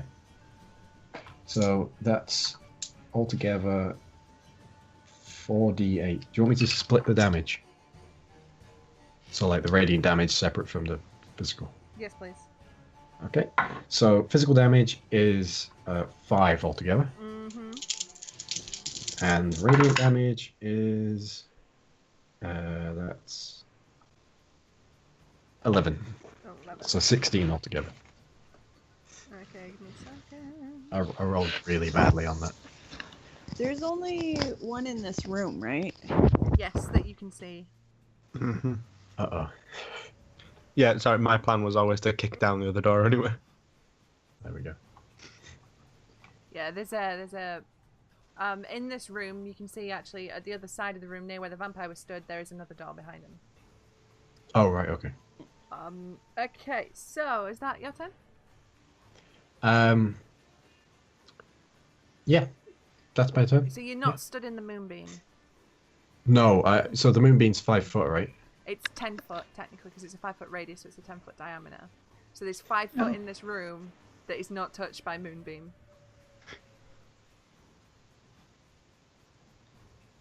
Right.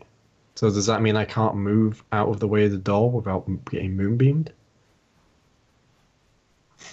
Hang on. You can't move into the room really without being moonbeamed. Yeah.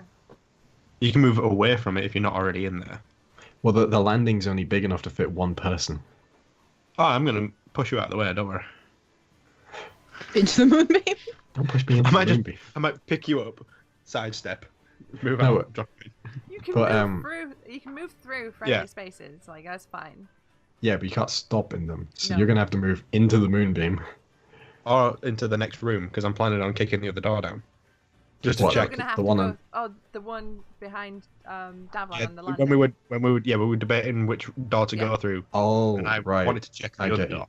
Well, Yeah. in that case, then I'll stand in the door because I can't move. There's Yeah. moonlight in front of me. Yeah, and that'll be it. That's all I'll do. Okay, so somewhere further on this landing and on this floor, you can't quite tell where, you hear the sounds of people saying, What's happening?" And you hear movement. You hear the sounds of heavy wooden thuds Oh, that's that for now. Intro. Kerchak. Yeah, I'm gonna move to the door on the left and kick it open. Yep. Axe is already out just in case, but I'm not raging yet. As you look inside, you see, as you can count, 5 vampires in various states of battle readiness. You see 1 or 2 just starting to climb out of coffins that they were just like chilling in.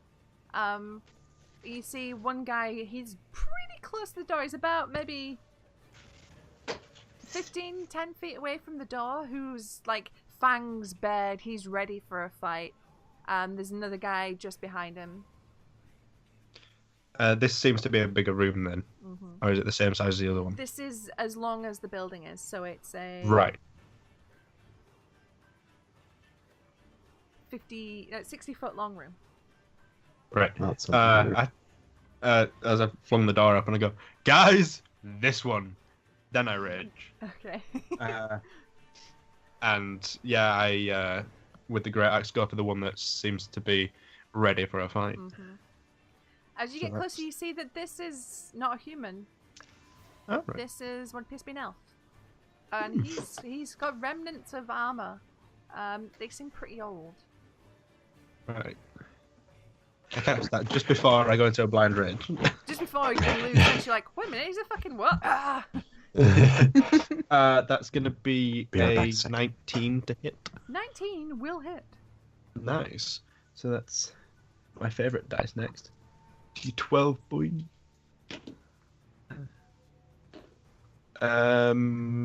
Plus strength, plus rage damage. 16 points of damage. 16 points of damage. Okay. You actually notice, though, that as you sink your axe into him, it doesn't do as much damage as you thought it might do. How frustrating. Yeah, I can't really do anything as a bonus, so... Yeah, that's gonna be me. Okie dokie. Give me a sec. I'm gonna move into the room as well, so that I'm not blocking the doorway. Okay, Because I feel like I would have had to get to him anyway.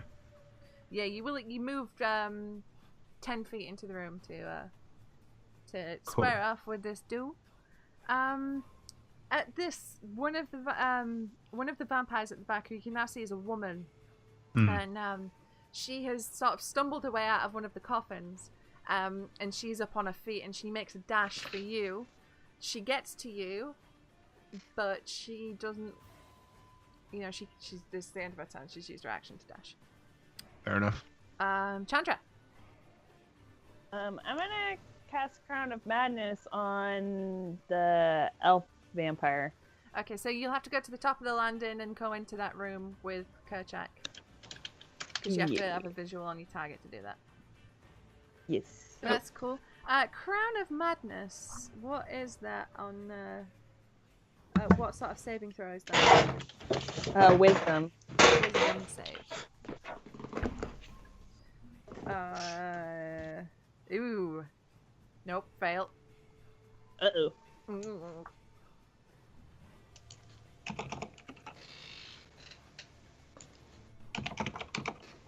Okay, so that means that you basically command it to do a thing now, right?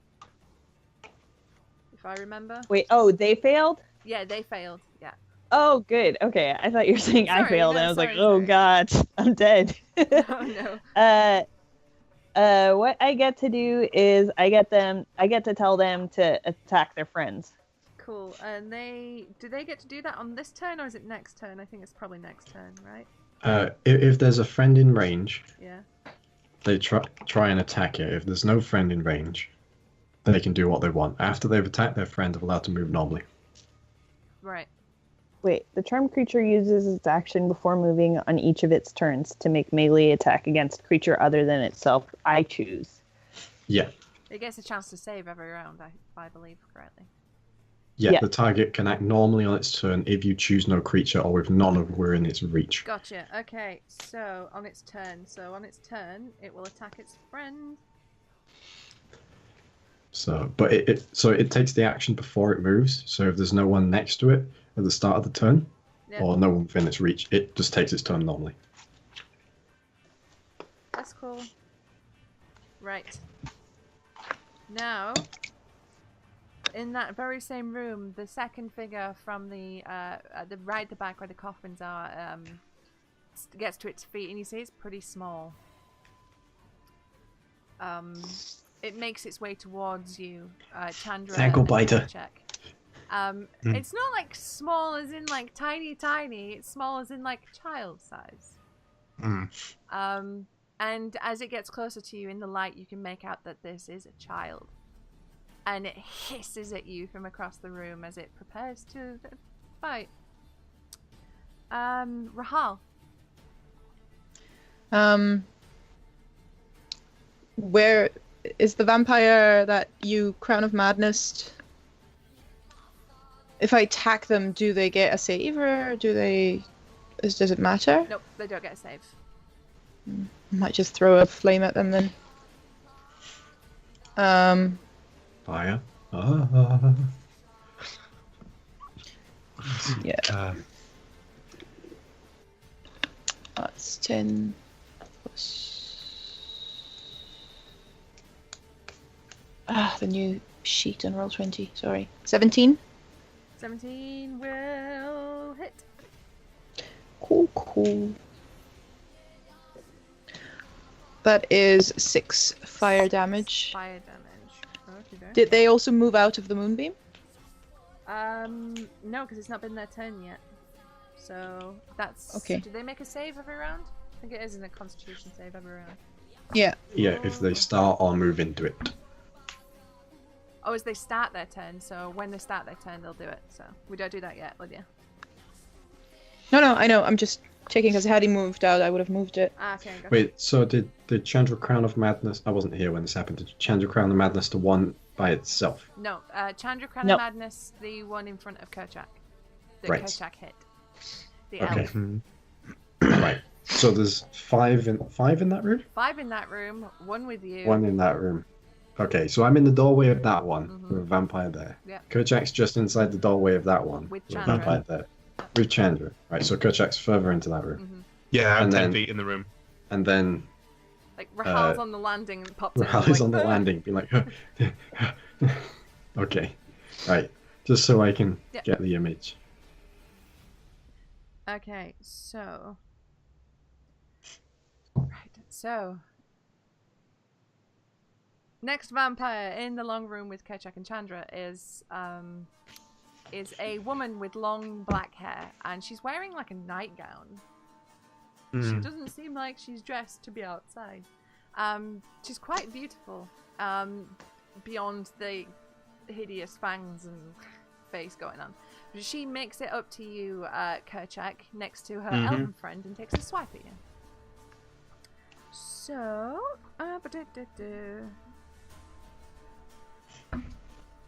that's going to be a 21 to hit.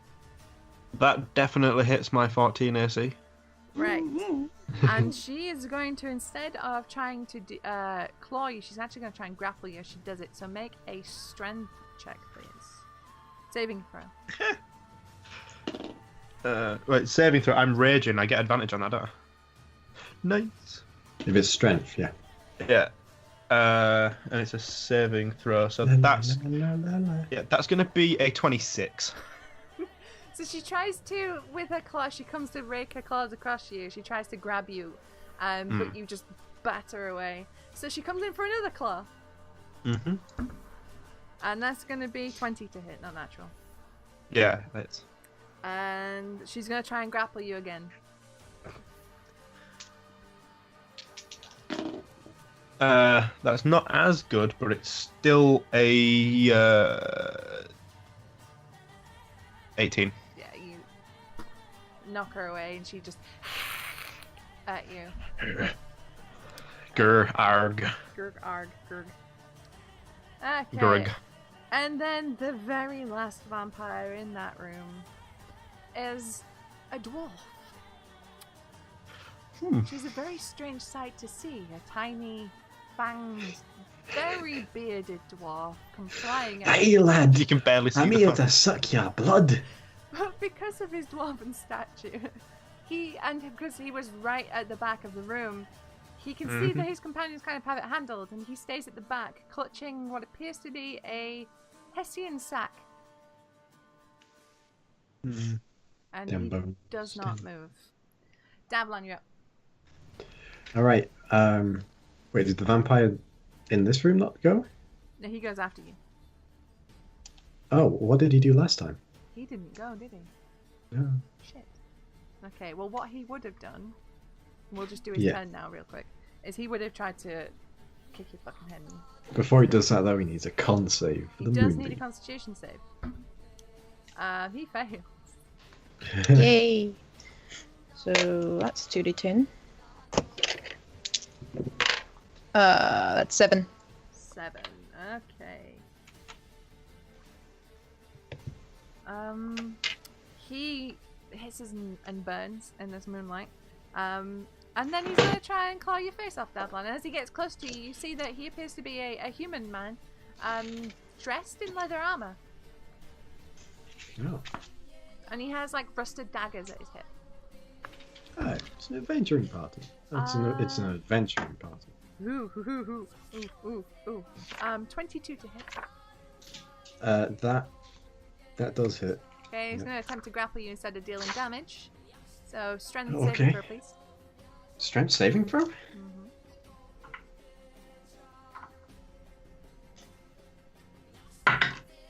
That is going to be a 14. 14. Excuse me. Sorry. Ugh. 14. You do not manage to break out of this vampire's grasp. He has clung on to you. You're trying. It's very close. But he's just got an edge on you. And he's going to attempt to bite you.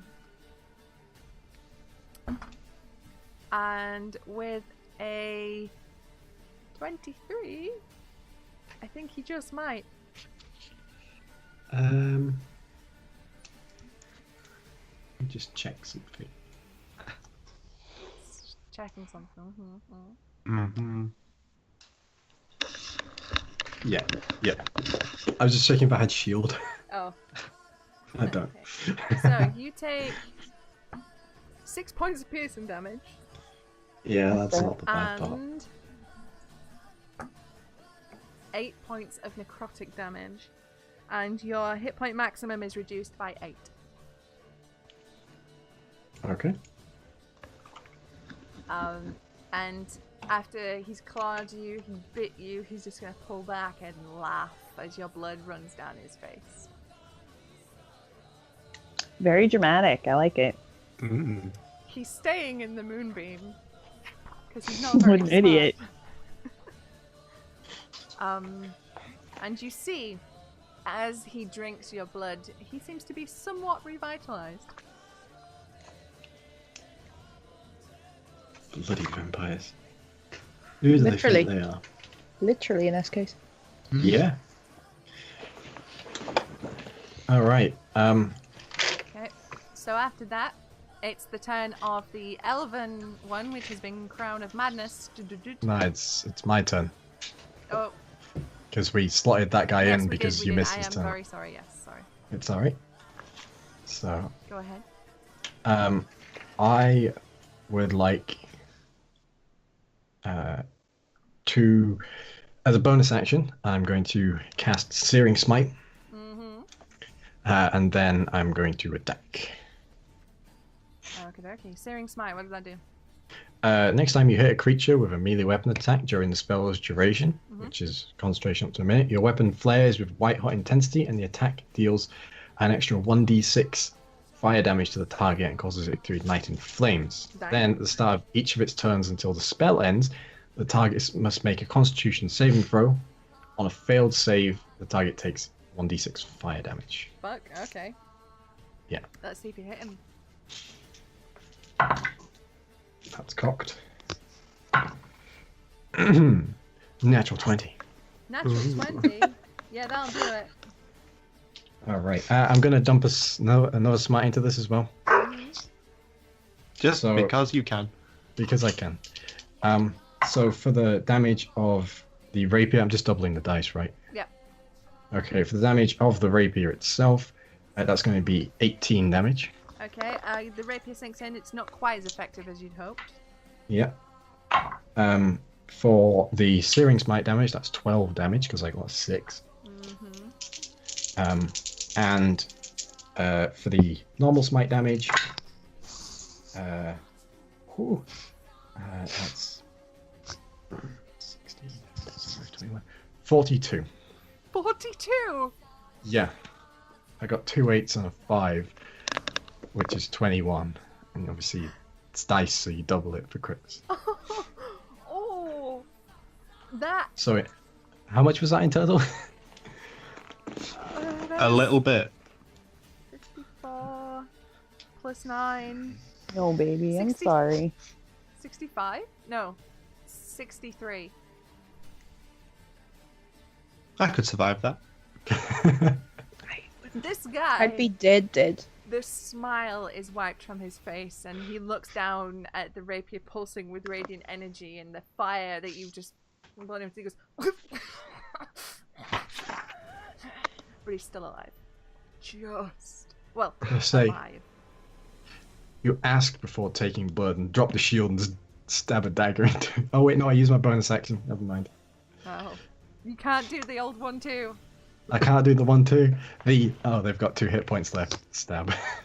Okay, so start of his next turn, he needs to make a Constitution save for Moonbeam, which he passes. Still takes half damage. Yeah, 3. That is exactly how much you needed. So, Davelan, Kill Steal Rahal. face to face with this creature that has your blood running down its face, and it laughs as it just disintegrates in the moonbeam. They sort of nod to Rahal and go, 1 down, 5 How to many go. to go? See his rusted daggers just clatter to the ground, and what's left is his equipment just. The leather just like turns to dust. It's old. It's old leather, not your ivory tower leather. Okay, so that's that guy just looking gone. Yeah, now I have no spell slots left though. Right, now it's the turn of the elf who's Crown of Madness, and he has to hit the lady, right? Tell That's who me you specified. So next to him right we'll just now, go with he has 2 female vampires. He has the one that's the long black hair and the nightgown, and the other one who's just like looks like an adventurer who's just a woman. Start with the lady in the nightgown. Okay, okay. So he has to make an attack on her. There he got a 13, which does not hit. But he has 2 attacks, so... Oh yeah, that one will hit. So he turns and he slashes his claws at the lady in the nightgown. And she takes... Where are my d4s at? Ooh. Oh! Good god! She takes some damage, and it's upsetting. Give me a sec, I'll just jot that down.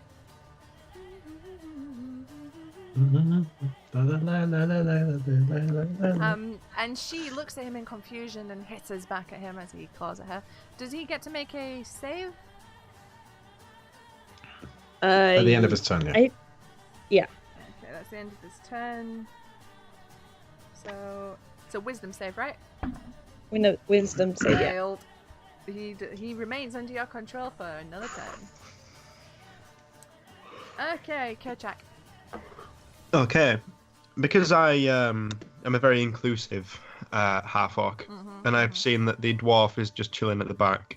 I feel like I need to bring him into the party, so I'm gonna throw a javelin at him. Because everyone else seems to be getting involved, but he doesn't. So that's. Okay. I want to be inclusive. I swear if that kid bites me, I'm gonna clobber you. That's going to be a 22 to hit. 22, yeah, that'll hit him. Yeah. Cool. It's a D6 for a javelin. That's gonna be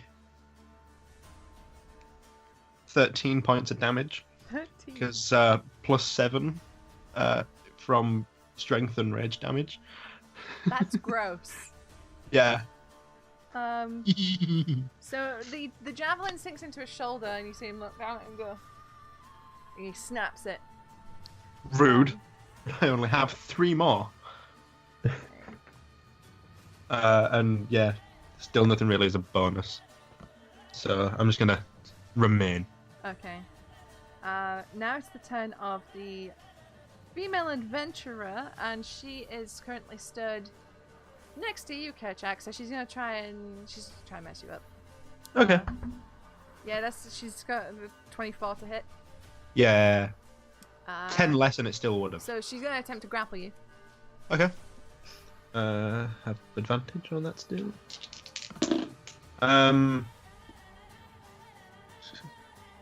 21. Yeah, you break free. And she's just gonna claw you again because she's like fucking die. But that is a 15. Hits. Oh, nice. Okay. Yeah, as I say, I've only got a 14. Unarmored defense. So.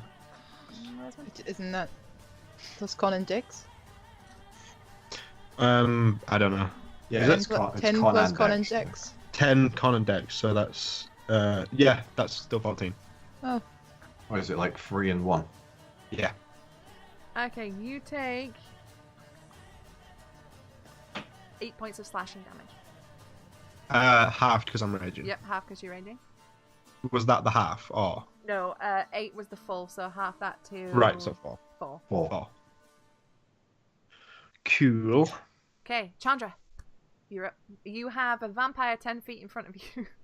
Yeah, Kerchak, surrounded by vampires about 5 feet in front of you. I think I have to stay concentrating on my spell. Okay. You can still cast other spells that don't require concentration, though. Oh, really? So if you have like a Yeah. cantrip or something. Ooh. Well then, I would. Nope, I think I got Vicious Mockery, which I can do at the little kid. I can call him a stupid baby. Get out of here, you stupid baby vampire. Sound Okay, like what does Vicious Mockery do? sound like it's a McElroy sketch. Get back to it. It's like oh yeah, I have to roll for damage. Is it But a I save roll- or is it like a spell attack? I can't remember. It's an It's a attack. save. Oh, is it a save? I think it is a save because it doesn't take damage if it makes a save. Yeah, it's. I just don't know what type of save it is. It'll be a wisdom, won't it? Where's V in the book? V. Wisdom save. Yeah. Oh, Wisdom wisdom save. save. Yeah. He got a natural 20. It's nothing. He's a kid, you know. Kids are rough these days. Kids Yeah. are mean. Kids are rough these days. So you're maintaining concentration though on your crown of thorns. Yeah. Madness. Madness. Getting all biblical up in here. Mm. Okay. Now, the child, having seen you point your finger towards it and insult it in a very horrible manner, has set its eyes upon you. And it sprints at you and is going to attempt to claw at your face. That will be a 15 to hit.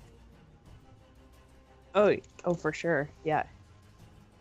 It hits. Okay, he's gonna try and clamp onto you instead of doing damage. So strength saving throw, please. Okay.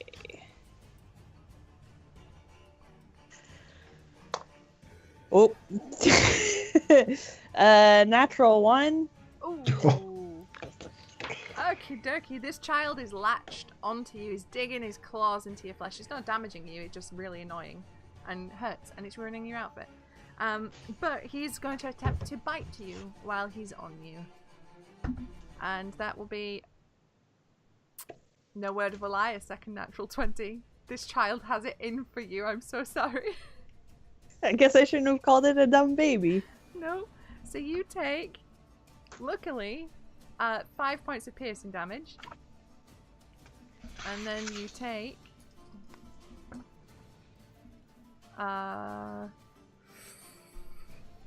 16 points of necrotic damage. And your max hit points are reduced by 16. Oh, I mean, Ow. I'm down. Oh, Are you reduced to 0? Oh yeah, I'm way past 0. Chandra. Shit. How much damage did you take? How many hit points do you have? I don't have very many. That's why I don't get involved very much. Fair enough. How are you only having what? Yeah. So, Did you level up your hit points? Yeah. wait, how much damage did you take? I took negative 16 reduction of hit points. she took 5 Plus- piercing from the fangs. And then Yeah. 16 Plus 5 necrotic. piercing. And So then that's 16 18 necrotic. damage altogether. Wait, Oh, No, not 21. 18, 21. yeah, 21. And how much do you have? How many hit 18. points?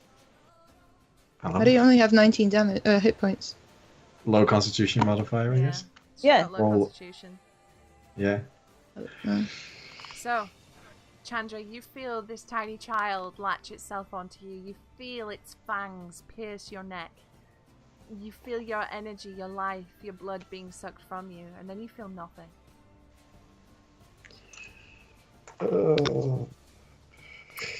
Wait, I'm gonna check real quick because it Yeah, is just possible check that real I quick, because this is I really important.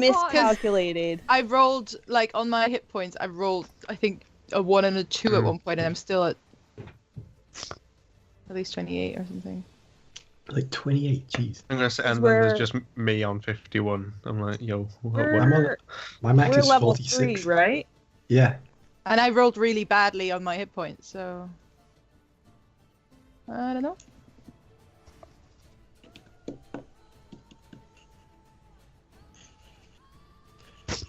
Because level 3 is, even if you take the average, that's 15.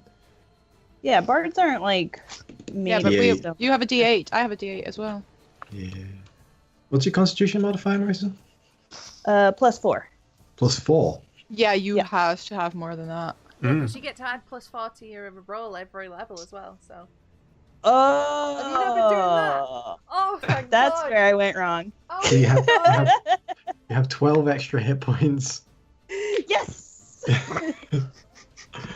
Oh, that's. That was close. I didn't like that feeling. Mm. I did, but I didn't. Oh, Yeah. you grow accustomed to it. It just makes you numb after a while. Okay, so Chandra is I've dead. grown accustomed to your pain. I thought I just got the Okay. fire. I was like, Crits, man. Oh, it's okay. I was prepared for her to die. I I saw wasn't. a room full of 5 vampires, and I was like, "Oh, this is not gonna end well for Chandra." Well, I mean, she still might die yet, but we don't know. Anyway, so the child, Jesus Christ. having taken a good old drink, having gotten its fill for the time being, releases itself from you. And you look down and you see it's just a small boy. He's got blonde hair. It's a bit, wild and out of control, and over his eyes, and just blood. Okay, so I assume that breaks my concentration. Also, you will need to make a Constitution saving throw. For half the damage you took. for good luck. right now. Yes. Okay. Ruh. I don't think that's gonna do it. That's 8. No. So your concentration drops on Crown of Madness. Rahab. Can I move my moonbeam? I can move it for 60 feet, but can I move it, because I have to move it out of this room and into the other? If I move it through people, does it hurt them? No. Because it says- turn in it, right? Yeah. So Begin no, their turn, or they move into it. they move Yeah. into it. So if it's moved onto them, that would count as they move into it. And distance-wise, 60 feet? Yeah, you'd Can be I, able to move it through, but I feel like with the rule saying when they move into it also means if it's moved into them. Yeah, it So- says when a creature Yeah. enters the spell's area for the first Yeah, so that's time. what I was asking. Can I do that without moving it into Davalan? And... No. Oh, okay. Well, could you move it? It can go. I'm assuming you could move it through the wall, but next to me and over. I mean, you could probably actually do it through the wall, over the stairs behind you, and Yeah, into that just- room. Just can I move it for 60 feet Yes, without let's hitting say any we one of can my do that, friends yes. and then get a vampire into it? Yes, in fact, where they're stood, you could get. Oh no. You can only probably If- get one. If Kerchak stood in it, it's fine. Get Yeah, all three if you want to get Kerchak too. do it. All 3 vampires. All 3 vampires And- that are crowded around Do it. Kerchak, yeah. You could get all 3. I'm sorry! And do it. it. And I will also use a bonus action to throw a healing word at Chandra. Okie dokie. Which you're getting... Oh, that's a 4 plus 5. You're getting 9 health points back. Also, side note, I also just checked in the Discord. We're level 4, and I was pretty sure we were, but you kept on saying 3, everyone. But I checked in the No, no, Discord. we and have we're- 4. Oops. Oh, we're on level 4. Yeah. Add another 4 points to that. Hey, At we're least good at that's this. the dice roll. Okay. You can tell it's We're been like a month professionals. since Yeah. we last played. I'm Yeah. sorry! That's okay. I was just Oh, sat there, yeah. and everyone was Oh, saying level really? 3, and I'm like, did I accidentally sneak a level in there No, somewhere? no, we were 4. When I opened my character sheet, I had a feat, but my class level said level 3, and I was like, have I mucked up here? Because the whole time I've been like, can't wait for next level when I've got extra attack. It's like, We've been do I level need 4 to for a wait 2 while now? as well, because we didn't do much for the last No, I know. few sessions. We haven't So, killed anything recently, but now That's- Okay. Yeah. and I don't roll the moonbeam damage yet, just on their turn, right? no, it's when No, it moves yeah, when into they it on the enter it. first time. Oh. No, it's the first So- time it enters it on a turn, so it's now. So 1 vampire succeeds. 2 vampire succeeds. 3 vampire fail. Cool. So Uh, the Lady Adventurer fails hers. She takes 15 radiant, and the others half to 7.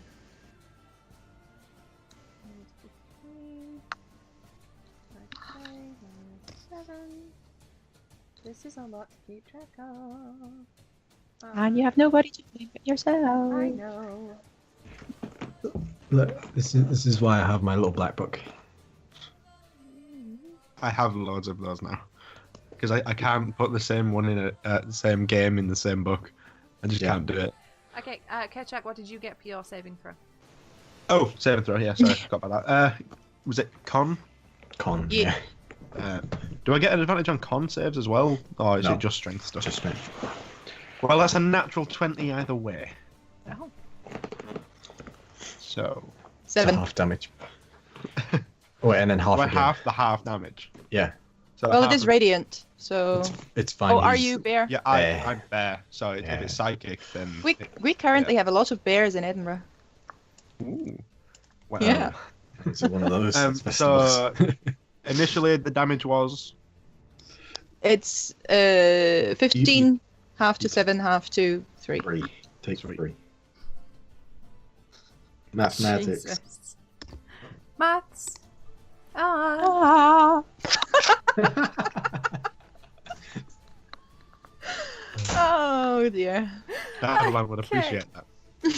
So, at the start of the next turn, the vampire with the black hair and the nightgown, she starts her turn in a moonbeam. So I guess she does another save, Mhm. which is some bullshit if you ask me. But well, that's 16. No, it's not. Yeah. Yeah, it is. What? Yes, it is. Sorry, I can't add. Okay, yeah, she makes it. Mine's 15. Okay, so She takes 4 damage, already halved from 8. 4 damage. That's still some damage. It is. And it's radiant, It is.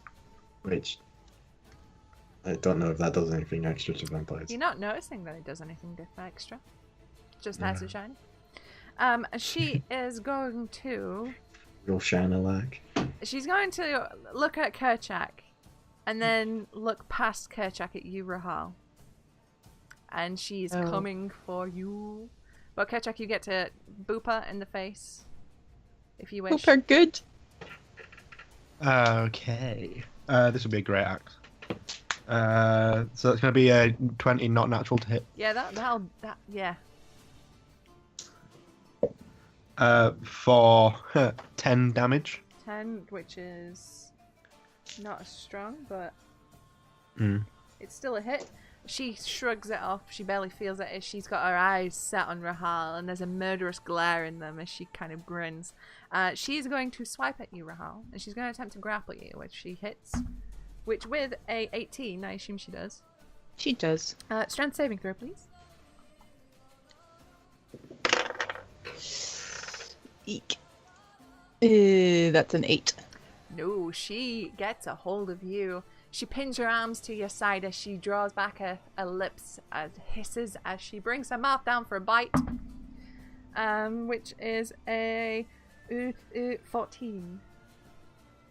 For what? To hit. For armor class. Fuck, mine's 13. Yeah. Oh, that's Oh. unfortunate. Why is everyone rolling low against everyone but me on attack? You take 8 points of piercing damage, Mhm. and then you also take 10 points of necrotic damage, and your hit points maximum is reduced by 10. And you see that there's a sort of rejuvenation in her face. Mhm. Mhm. And she sighs deeply as she draws back. You're making it weird. She's making it weird, it's not me. That's what I mean. That's what I'm saying to her. Can I at least say that? Yeah, you're making it weird. Yeah. Okay. Now it's the turn of the dwarf. Who? Just give me a second. I need to look at a thing. Well, he Dwarves has no only- respect for javelins. I feel like that should be next to his name. Dwarven vampires only drink alcoholic's blood. Every day I'm javelin. Oh my god, I remember that song. I mean, the original. Mm. By LMFAO, was it?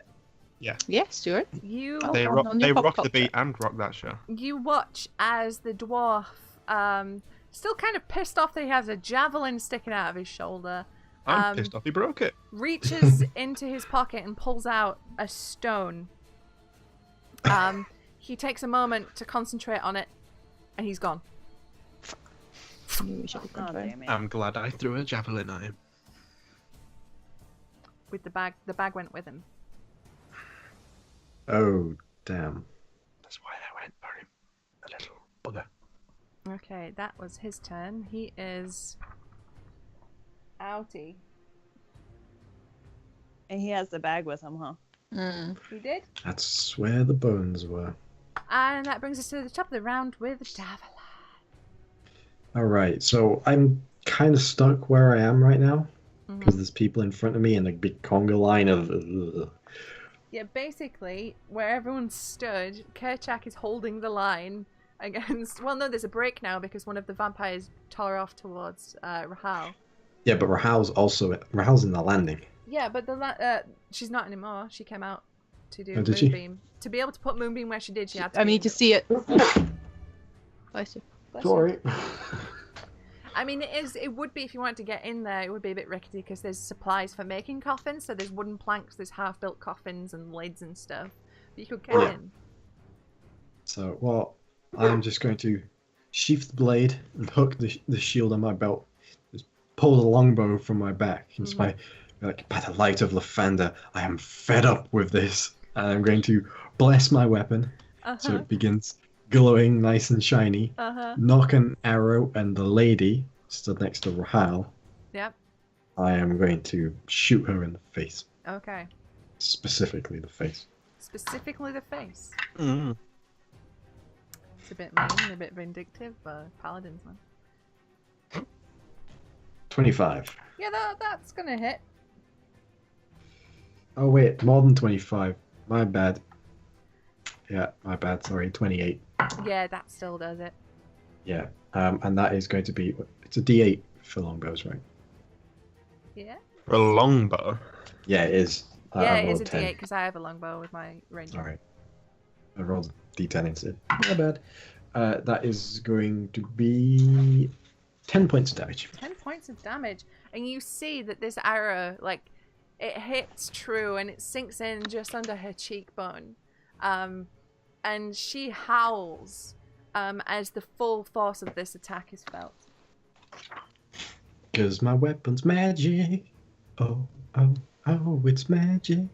And now You she has an know. arrow sticking out of her face. Never Is there anything else believe- you would like to do? I use my bonus action to bless my weapon, so I'm just going to stand where I am. Bow drawn, looking very elven. Okay. The elven vampire in front of Kerchak is no longer possessed by Crown of Thorn.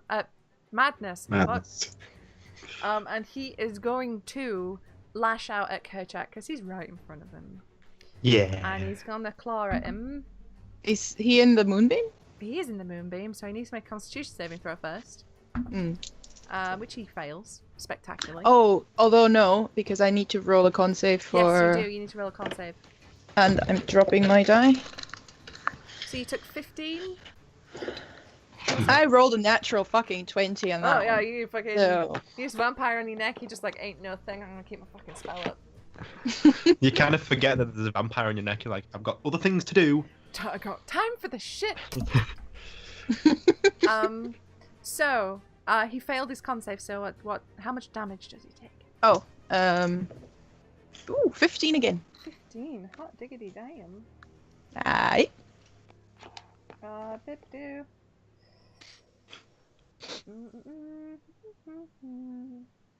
Okay. He is still, regardless, going to take a swipe at Kerchak. Which does hit. I rolled a 15 without a modifier. So he's actually not even going to bother trying to grapple you because he's seen his ladies attempt to do it and Yeah, it they just were doesn't shit. work. No, it's not happening. You're too strong. Yep. Too strong. Mm-hmm. So you take 7 points of slashing damage Reduced. to 3 if we're gonna round down. Yeah. Then he's gonna do it again, Mm-hmm. and 16 will hit. Yep. No, he's gonna slash at you again. He's gonna do some slashy slash. I'm gonna take 8 to reduce to 4. Nice. Can't really. He's gonna skirt around you, Kerchak, so he's at your back All right. and out of the moonbeam, but he's still within your melee range. Cool. And it's now your turn actually. So you start your turn in the moonbeam. You need to do a constitution You also saving take throw. damage. Yep. That's going to be. Roll a 4, you'll be okay. That's gonna be a 16. Yeah, you'll also be okay. So you take 1 damage. Nice. My moonbeam knows my friends from my foes. Good moonbeam. Yeah. And then I'm gonna take swipe with my great axe at the one that's just run out of the moonbeam. Yep. Okay. Of the elf. That's gonna be a natural 20. Natural 20. And as an orc, I have Savage Attacker, which means I roll an extra weapon die damage on a crit. Jesus. But that doesn't get doubled, right? No. No. Because ordinarily with a crit in 5th edition, you don't double the dice, you roll the dice again. Yeah. Are we But doing I double? get that as well. Yeah, we're Yeah. doubling So- damage dice, Well, Right. but you don't So- double the savage thing. Yeah, so I'm going to roll them separate. So initially, it's going to be a 7 on the dice, which is 14 on the dice, plus 7 for the rage damage. 21. So that's 21 initially, and then an extra d12 for an 11. Okay. So that's going to be 32. 32 points of damage. Oh. But it halves that anyway, so. Yeah. But still. Still, that's a nice big old hit. I like critting as a half orc, it's nice. Feels good. He doesn't look happy, but he still looks pretty in good nick. Considering how savagely that attack came down upon him, he still looks pretty alright. Mm. I still would. I would like a magical great axe, because that would have been great otherwise. Okay, the female adventurer is in the moonbeam. Yay! So she succeeds on her saving throw. 12 half to 6 then. 12 half to 6. Okay, dokie.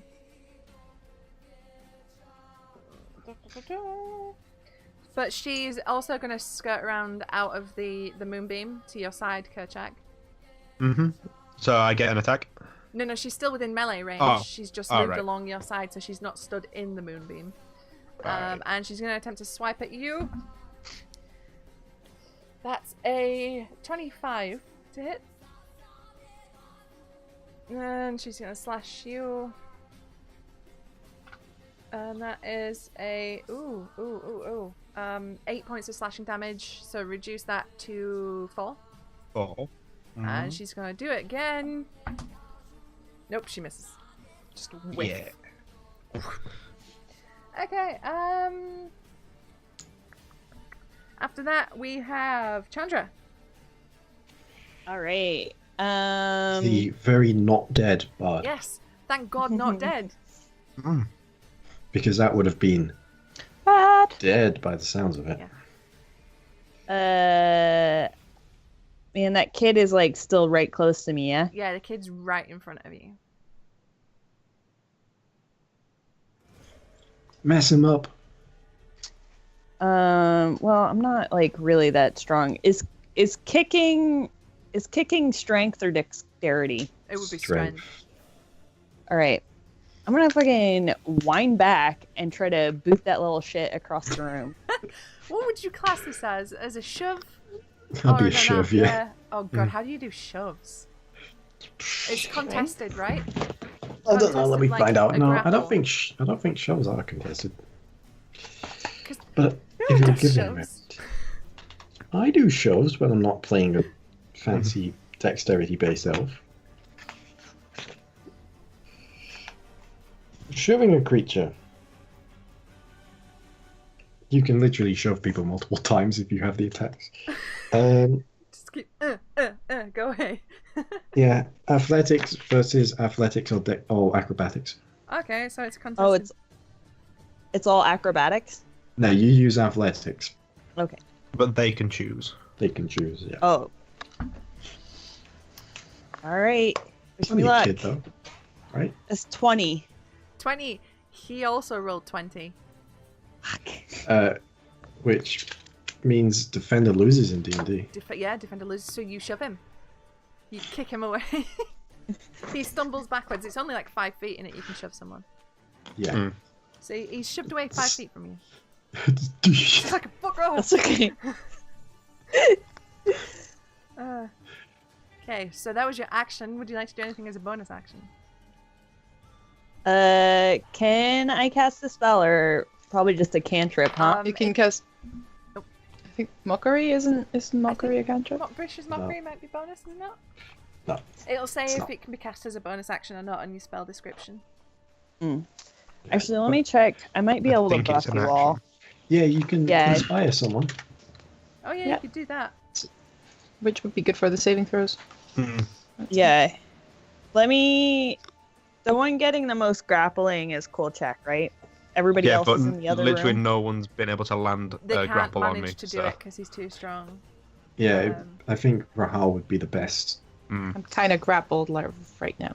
Yeah, I'm a fair distance away from the vampires at this point. Yeah, pretty much, Yeah. they pretty much can't do the vampire thing of sucking my blood because they just can't get a hold on me. And who wants to suck your blood? Yeah. I'll just They do, inspire apparently. They've been trying enough. I just haven't tasted it Rahal yet. as my bonus action. Thank you. Hit that D6. Yeah. Okay. As Chandra, it's the child's turn. The child, after having just been pushed back, is gonna and jump back at you. It's gonna attempt to grapple you with a 19 to hit, so I assume that hits. Yeah. I need you to make a strength saving throw, please. Are we all gonna die? Maybe. Yes. I got a 6. Ooh, and once more the child finds its foothold and he digs his claws right into where they were the first time and he's going to attempt to bite you. And he does with a 21. Oh my god. So, How much HP have you currently got? I had 19. Right. okay, so you take 6 points of piercing damage. Yeah. And Can't watch this. 11 points of necrotic damage. Your hit point maximum is That leaves me reduced with by 2. 11. Oh. 2 That leaves you left. with No, 2. So your hit point total, like your total pool of hit points, is reduced by 11. You have 2 hit points left. Oy vey. Okay. And the child is just gonna throw his head back and laugh. I would Rahal? heal you, but your hit point maximum is so low now. Rahal, you're up. You currently are being grappled. I am. What did we say on swarms? Yes, you can have them. Yeah. I will. Can I move the moonbeam onto people first, or is that with being grappled? Does that not work either? No, you can do that. I think it's just Yeah, attacks yeah. you make are a Grappling- disadvantage. No, Cool. grappling just means you can't move. Where can I move them? Where I can get the most vampires? Well, right now you have 2 on Kerchak, like within melee range of him. You Mhm. have 1 on Rahal and 1 on yourself. On Chandra. Sorry, 1 on Chandra and 1 on yourself. So Yeah, to get can the I move it most, it's back onto Kerchak. Do it. Are you okay? I've got 34 at the minute. That's So- more than I ever had. So yes. Yes, I move him there. Move the moonbeam Okay, there, and then so- I use my last wild shape to transform into a swarm of rats. That's gross. That's really gross. Okay, let me just do constitution saves for the vampires. Still not entirely sure how it works. Hive mind. You're now a hive mind. Welcome to the Fail. swarm, vampires. And fail, so they both fail. Skitter hiver. Is that for an... Oh, yeah. That's a 9 and a 6. 15. 15. Okay. Give me a second. Are swarms immune to grapples? Yeah, I thought so, because it's kind of hard to... that's why I did it, yeah. Unless... I'd say if it was a giant creature trying to grapple you, it could just sort of like cup you. Just cup all of them. No, it'd have to like You try and get them call all, up. but 1 or 2 Yeah. will always be. So, at the bottom. Jamie, have you made your save for Kerchak? Nope, sorry. That's going to be, it's a con, right? Yeah. That's a 17. So I assume that you would save. So 17. Yeah. save? 15. 17 is it. 16 safe before. 15 half. 15 half to 7. And then half again. Then half again 2, to 3. 3. Sweet. Gross. Yeah. You people are too strong. Are we? Are we? Some are. Okay. Yeah, are we? Half of us say clutching our necks. And then I'm just there like, Yes, forming So- sentences while raging. The black-haired lady is now...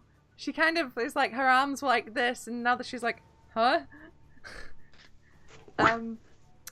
She is then going to... Fuck, like how she can't kill these rats, they're so tiny. She can try and kill individual rats, basically. Listen, I got 2 words for you. Curb stomp. Curb stomp. They're not summoned owls. But what she's gonna do, having seen her current prey just turned to rats and just. She's gonna look up, and she'll see Davalan stood there with his bow. She'll make a beeline for you. All right. And then she gets to you because he's not very far, and she's gonna attack you with a 19 to hit. That matches, so it hits. Yep, and she's gonna attempt to grapple. So strength saving throw, please. Natural 20. What? Ah. Okay, so she doesn't manage to grapple, but she's gonna attempt to do it again. So that's a 24 to hit. Yeah, that hits. Strength saving throw again, please. That's going to be a 18. Okay, she doesn't manage to grapple you again. She's frustrated by this, and she just like. That's her turn. You're up. Okay. She's stood right next to me, right? Yeah, she's basically been cuddling you. Okay. Well, even though I'm going to get a disadvantage on it because she stood next to me, I'm just going to shoot her in the face. Okay. Yeah, she does still have the arrow sticking out of her face. Yeah, because I currently have a plus 10 to hit. Good fucking So- god. Even so, that's disadvantage. So taking the lower of that is 22. Yeah, that'll hit. Just point blank. And I got kind of low on the damage. I got 7 points of damage. Thunk. So as she reared back to hiss, you sink another one in the other side. She's got dimple piercings now, but they're arrows. Cute. Okay. We don't even have health potions, do we? Like, technically speaking. No, You have we one. don't. That was I'm gifted. gonna say, and I have one written on my sheet, so that's probably that one. Okay, so after Davalan, it is Kerchak's elf friend, who's gonna. Is he in the moonbeam? Yes, he is. So he makes fails his save. It's just 4 damage, though. Okay. He's starting to look not too good, but he's gonna attempt to attack. Hang on, he's gonna move around Kerchak again, pirouette around him to his back, and attempt to claw at him. But will miss spectacularly. He's gonna attempt to do it again, and miss again. Keepers. He over rotated on his pirouette. He did. I think- He did. He did. He lost his footing. It's that elfiness, like just over fanciful, but the vampire wanted to hit, so it's Yeah. like He was trying to. the internal strife. Yeah. He went from Nutcracker to Benny Hill. That brings us to Kerchak. You need to make a You Constitution also. throw, Yeah. saving throw. Not as good. A 15. That matches. Defender loses, so he still gets. That's 13. I would get the full amount, Yeah. but because I half it anyway. 13, half to 6. Right. Yeah, I'm gonna hit the dancing pirouetting vampire. Okay. That's gonna be 24 to hit. Yeah, that's good. It's gonna do it. For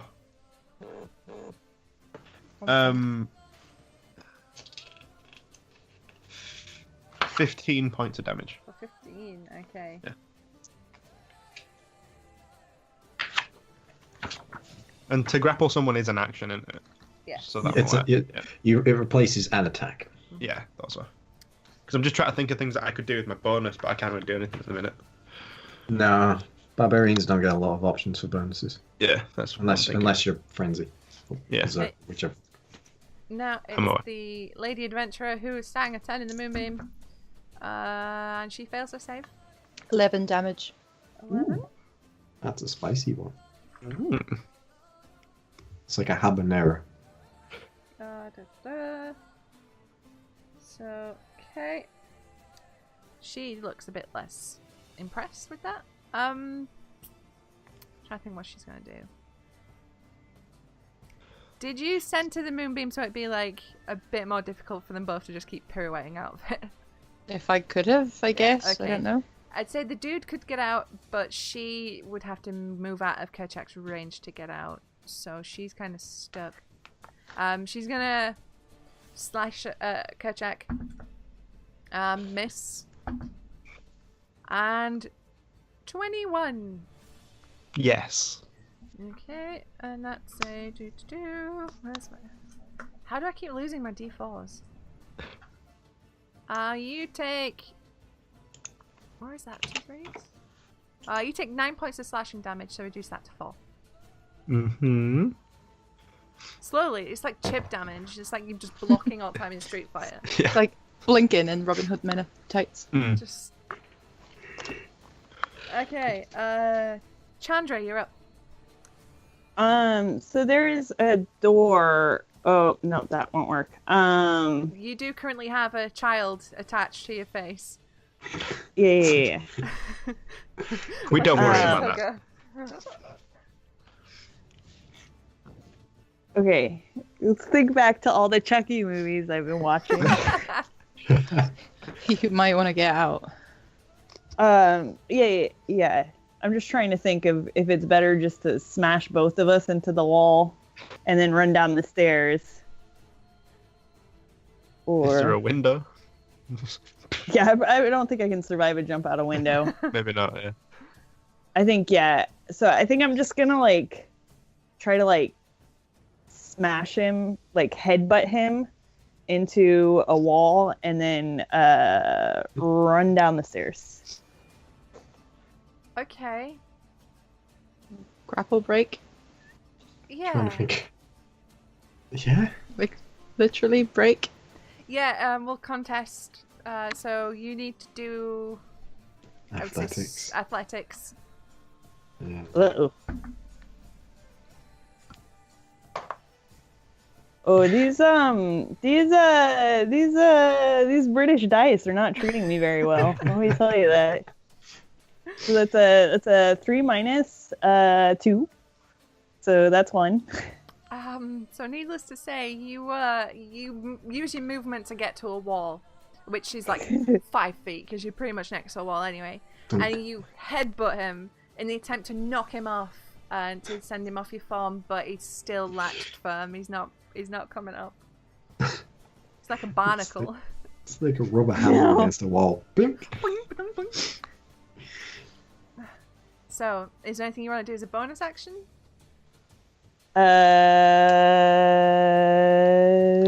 I mean, there's not a lot I can do. Yeah. Yeah, there's not a lot I can do. Okay. Well, Yell at my friends to get this fucking piece of shit off my face. it's his turn. You next. assholes. Oh dear. And as you're already grappled, he can just move straight to the bite phase. Yeah. First one, 12 to hit. Yeah. That hits? 12. Yeah. You take 3 points of piercing damage. Yeah, and I'm down. And as you reduce to 0. As you're- a half orc, you bounce up. Yes, you do! So you have 1 hit point left. Nice. Okay. But it has a second attack. It does have a second attack. 16. Mm.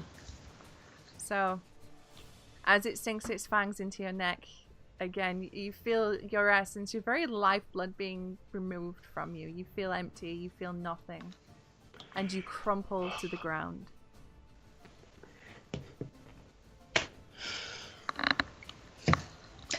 Well. The child remains there for a moment before looking up and around the room. Shit. Well, Okay, after the child, it's Rahal's turn. Rahal, you see as Chandra drops to the ground. Well, it's a myriad of rats. Yeah. You see a very close view as Chandra drops to the floor, not 10 feet away from you. I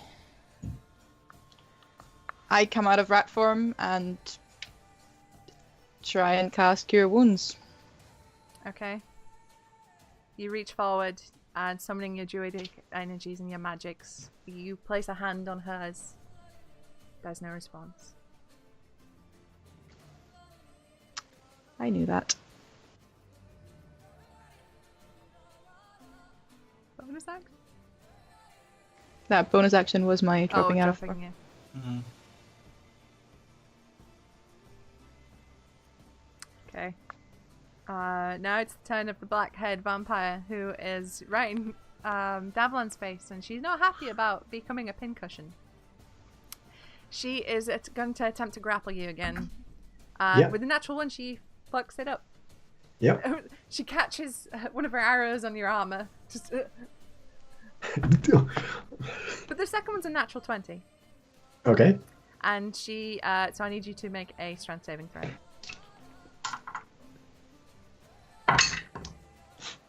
That's a natural 19. Oh, she does not grapple you. Which is good because I have +0 to strength, so that's a 19. But you see that she seems to, for her wounds, for the longer you keep fighting, she's not seeming to get any worse. She's actually seeming to get somewhat better.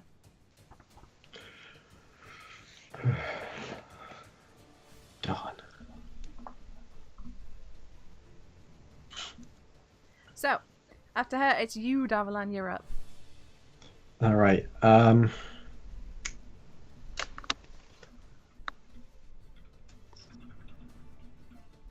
Between a rock and a hard place here.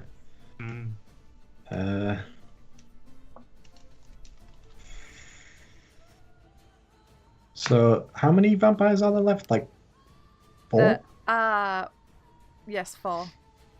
Okay, and none of them are looking remotely sort of injured. The elf dude is looking like he's seen better days. The rest of them look fairly alright. The kid looks untouched. Okay. When you say they look better from fighting, do you mean they look better as in healthier or better as in more eager? Healthier. Healthier. As in their wounds are starting to close. Right. It's just this one though, right? Not the others. No, just this one woman that's doing it, yeah, that you can see. As for example, if it was the case with the elf guy, he wouldn't look as rough as he's looking right now. Right. Like he's holding bits of himself in. Oh. Because Kerchak's been doing a number on him. Yeah. Okay. I feel like if I had a magic weapon, he'd be dead by now.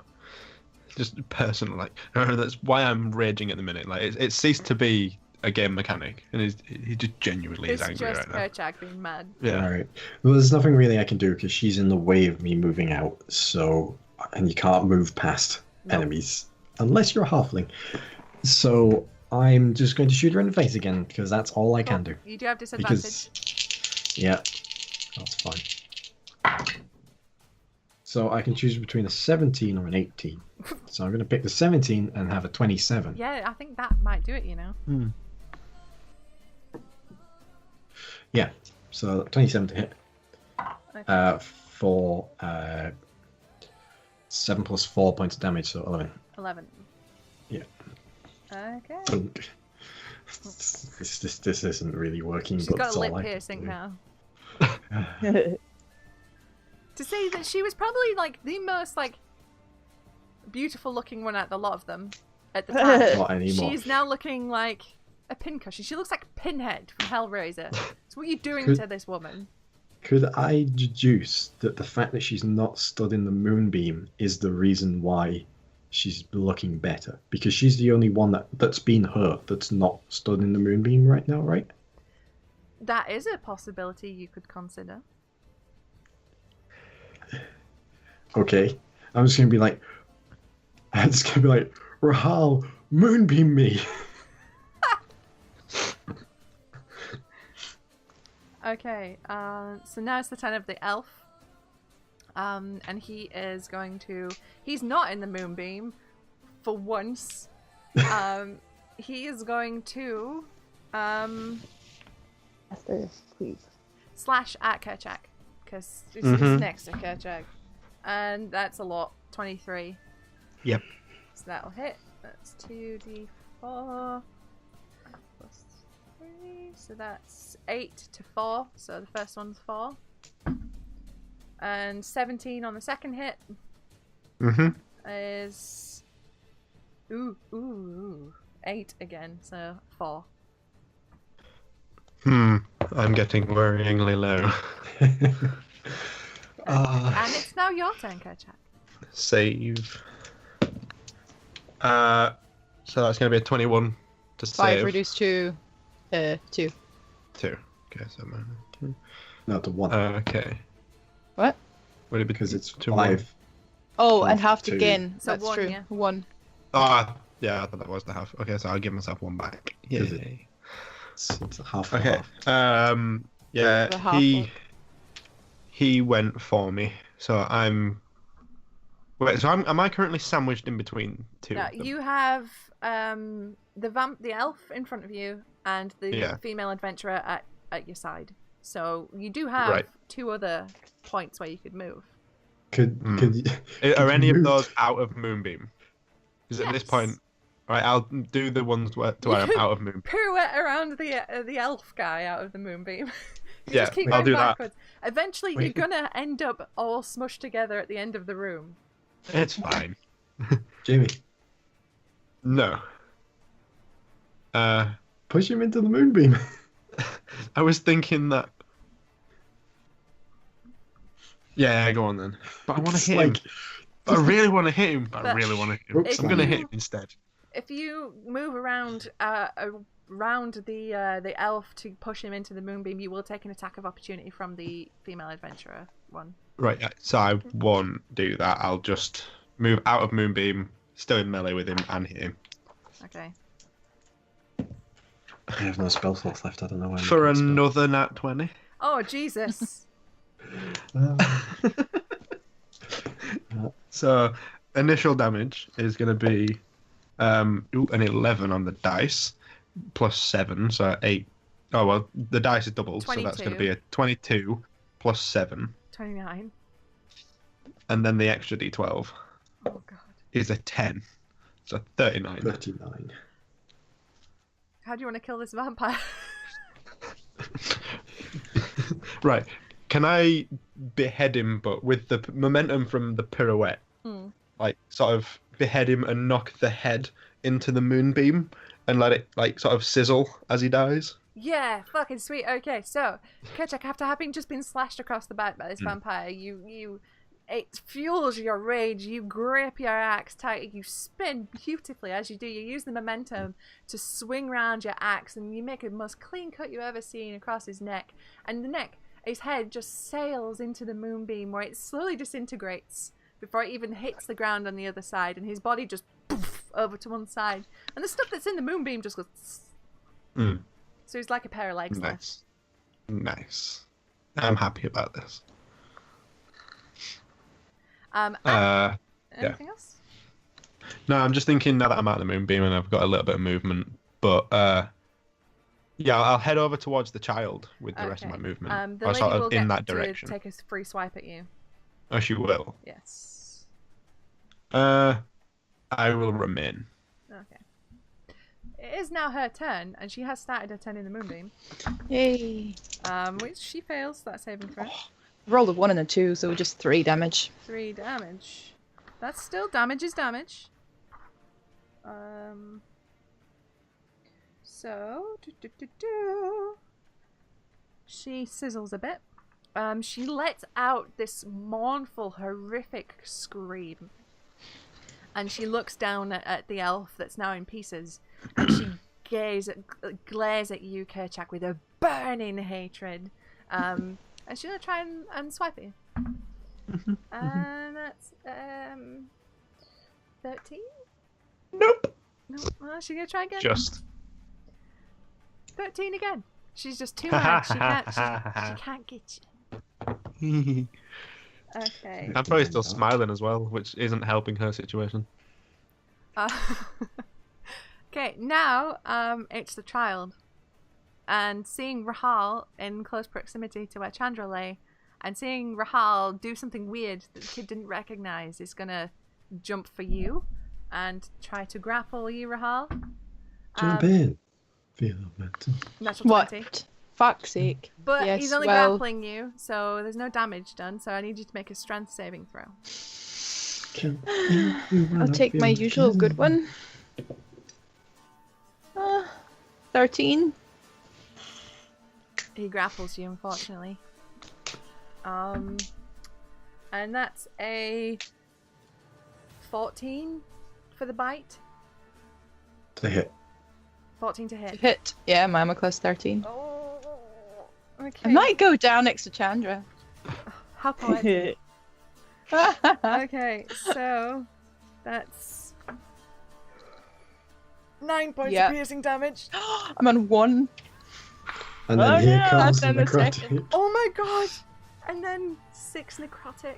I'm down as well.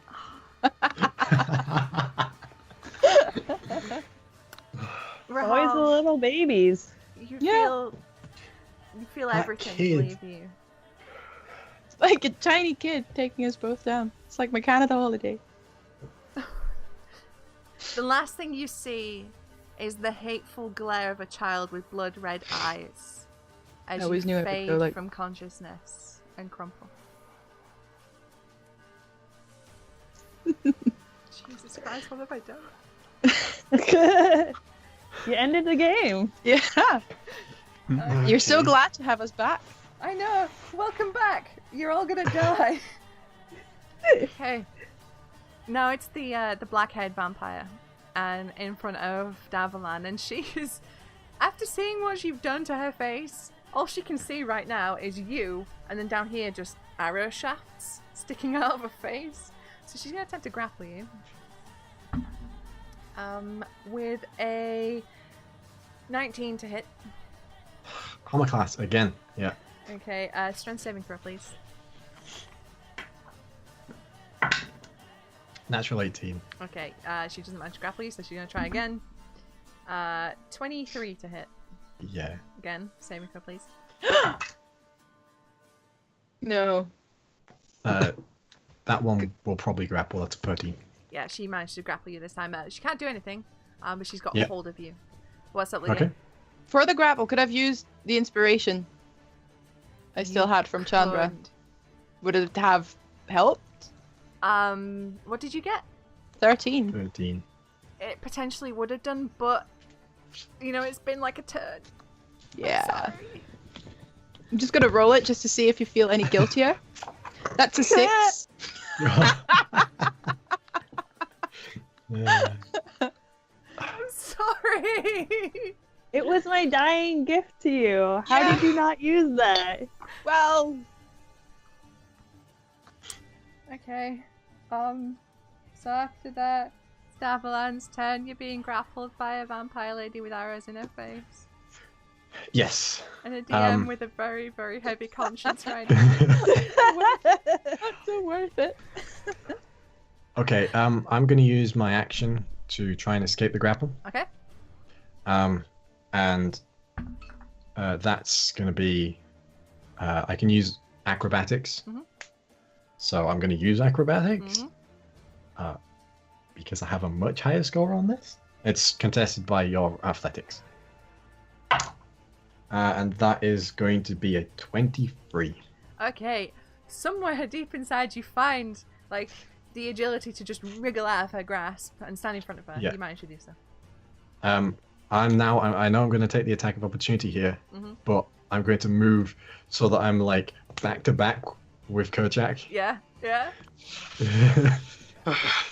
So I obviously take the attack of opportunity to do it, but 19 to hit. oh, come on.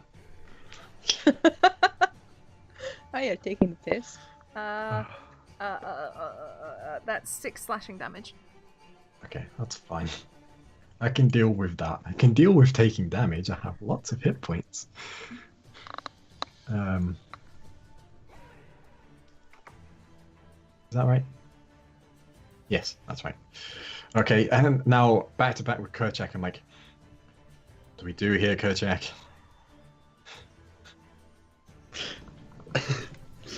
Well, I'm about to pop that potion that if I'd have remembered earlier in the game to pass to someone else. But hey ho. You know what? Hindsight is 2020. It is. I just need to check something a second. We- Brother, lay on hands also is an got the- action. Yeah, I'm trying to remember, is taking a potion yourself an action or a bonus? Bonus. It's Bonus an action to for feed to yourself. someone. Bonus for That's where yourself. I'm getting confused. Yeah, Right, it's technically an action to take it for yourself, but literally no one uses that rule. Because it's dumb. Because it's boring. So, yeah. Alright, that's the end of my go, I guess. I think. Okay. Let me just Kotak, you're up. Yeah. Okay, I'm gonna drink the potion. Okay, roll your dice that you get back. How much is it for potion of healing? 2d4 plus 2. Standard. 2d4 plus 2. That's 4. How much longer do you think this fight's going to take, by the way? I don't know. We're all That's dead. a 4. That's a 4 and a 3. So that's 9. I get 9 points back. 9. Okay. How are you looking, buddy? Well, now I'm on 21. Right, okay. So, are you over half? My max is 51. So I'm 30 down. Okay. Alright. There's Alright. still a little bit left in us. But yeah, with my attack, I'm going to go for... which one's closest to me? The woman that was trying to hit me but missed. Yeah, the Just lady like, adventurer, yeah. Yeah, I'm going to attack her. Okay. For 24. 24, yeah, that's gonna do it. Surprisingly enough, 24 hit. But that's only going to be 10 points of damage. 10. Okay. Yeah. She's not looking great, to be honest. The hits are taking their toll. So how many vampires are left? It's her, the one the with kid, the and arrows the at woman face. with the arrows. Yeah. Right. Yeah. It's now her turn, Mhm. and she is going to just blind with fury. She's just gonna swipe back at you. Rolled a natural 1 and a 16.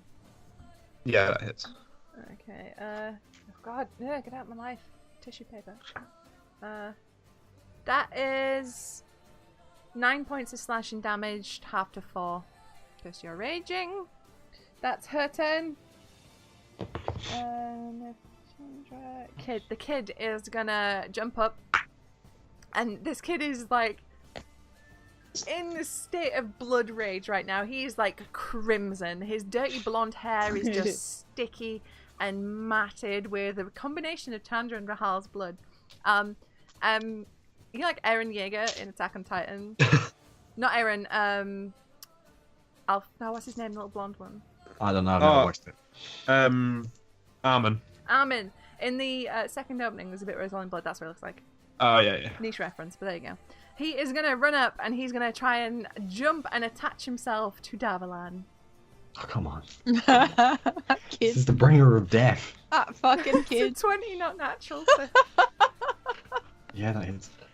just strength saving throw, Going please. down in a blaze of not really glory. Natural 18 again. Natural 18. Okay, he's just going to climb up and try and grab you. 19 again to hit. I have a Little big piece of bonus, shit. dude. Strength saving Yeah. throw, please. I have like a super high AC. Due for this party? What was Natural 1. natural 1? Okay, you are grappled by a small child. Yes, I am. Oh, I didn't need my action anyway, it's fine. Okay. So now it's the turn of the blackhead vampire, who is Yeah. I was gonna say Moonbeam, but that's not applicable. Isn't it? Mm. Nope. Sorry. She's gonna rush over and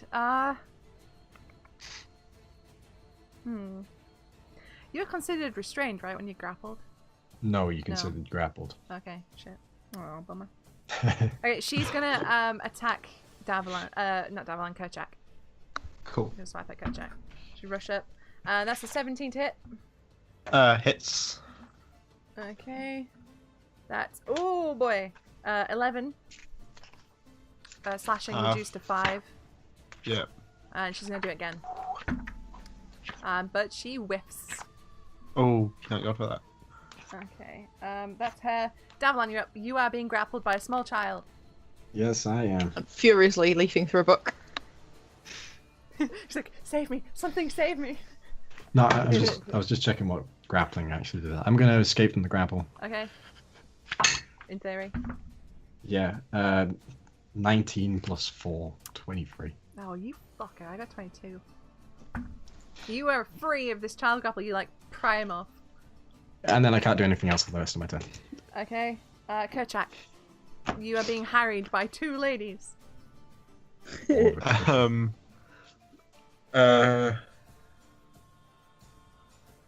Yeah.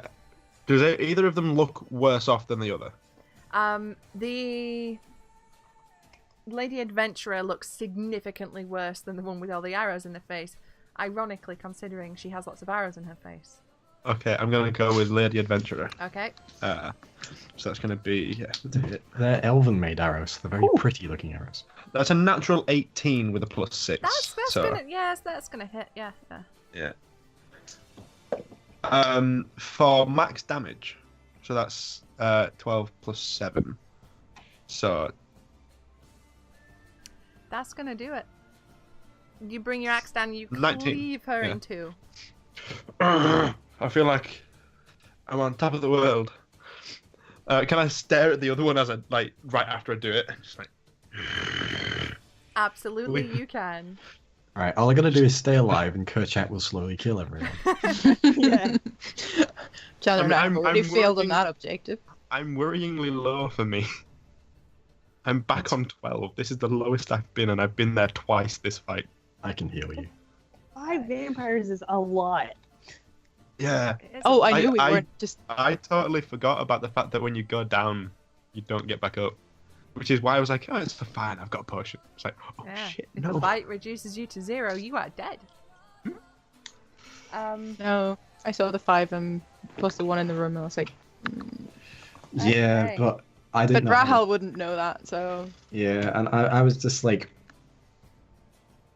when I burnt everything and didn't kill one with like that huge damage, at that point I was like, oh, Oh yeah. because that was after a previous round of like 20 odd damage as well. It's the child's turn. Yeah, Hey, Davalan. get Susie's right. embracing her inner sadist. Yeah, that's not gonna do it. 60. Next note is 16 plus 22 Yeah, that. to grapple. Strength saving throw, please. 3. This child is grappling you again. Yeah, Okay. rinse and repeat. The I'm just vampire thinking, with if we want someone to survive, put all lay on hands into me now. One of us we can survive. Look, I'm not dying. the vampire with the black hair and all the arrows is now kind of frantically looking about the place. She's seeing that maybe they don't quite have the full upper hand, seeing as how a lot of them have died and she is hurting a bit. So she is going to sprint to the door. So both of you get an attack of opportunity. Mhm. For the 3rd time tonight, guys, it's a natural 20. What? Same. Right, What? I very rarely What? crit, and I've done 3 this game. I feel discriminated against. Just making up for all the ones you rolled in television. Roll your damages.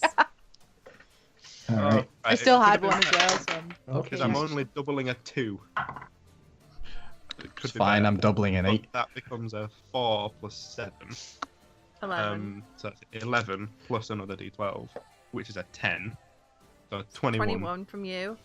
And 20 from me. 20. That counts as magic damage from me. It's enough. As she sprints away, Davalan, are you rapiering her? So you sink your rapier straight into where her heart is. The Kerchak at the same time brings his axe down right through her neck. and you both like simultaneously do your strikes, and she just stops and just drops into a pile on the floor. Okay. And I just, as it happens, I've got a child on my face. I just turn to Kerchak and go, "Get this damnable thing off of my face." Okay, so And my hand's already glowing from the lay on hands. I'm just like, "Here's your offer." Could you have attacked her with a child on your face? Yeah, Yeah. grappling just means you can't move. yeah. Your speed's reduced to 0. That's all it is. So Daveline, you're up now. All right, now I'm ignoring the child, hoping that Kerchak is going to shove her off my him. the child off my face, Mhm. and I'm literally just gonna be like, "Here," and drop all 20 points of my lay on hands into Kerchak. Ooh, okay. Okay, that's it. Okay. You're just gonna sit there with this child going. Okay. Yeah. Kerchak, you're up. Yep. Because of that, I'm now just gonna turn around and walk out. No. Just gonna leave. Yeah. Yeah. I'll try to grab the child and pull him off. Okay, so that will be your athletics. Mm-hmm. You get advantage on it. You do. I do. Natural 19 with a +7. Oh Jesus Christ! Yeah, you pick up the kid and just bloop, pop him off like. Wait, so is now the kid isn't grappling me and Kerchak is grappling the kid? Yes, Mm-hmm. we've transferred grapples. So Kerchak, you have a grappled child. Can I do anything? Because I imagine that's an action. That would be your action. Just fucking Yeah. crush that child. Spike it Just like a like a football. trash can. Just And like here, Avenge. Yes. As a bonus, can I just like try and lob him through a window? and here Move comes that. Kerchak. And here comes Kerchak with the tombstone. Oh, I Ooh, can hike. just suplex a child. 24, 17. Right. Okay, it's now the child's turn, and it's going to attempt to Yeah. break free Bring it, from bring it. Kerchak's grasp. That's not gonna work. There's a 19. You need to. And it's my It's athletics again. athletics or acrobatics. Yeah. No, it's Does athletics this- or acrobatics for the kid. Yeah. Athletics for you. Do I have advantage on this one as well? You have It's- advantage on, On all all strength strength checks. stuff, so yeah.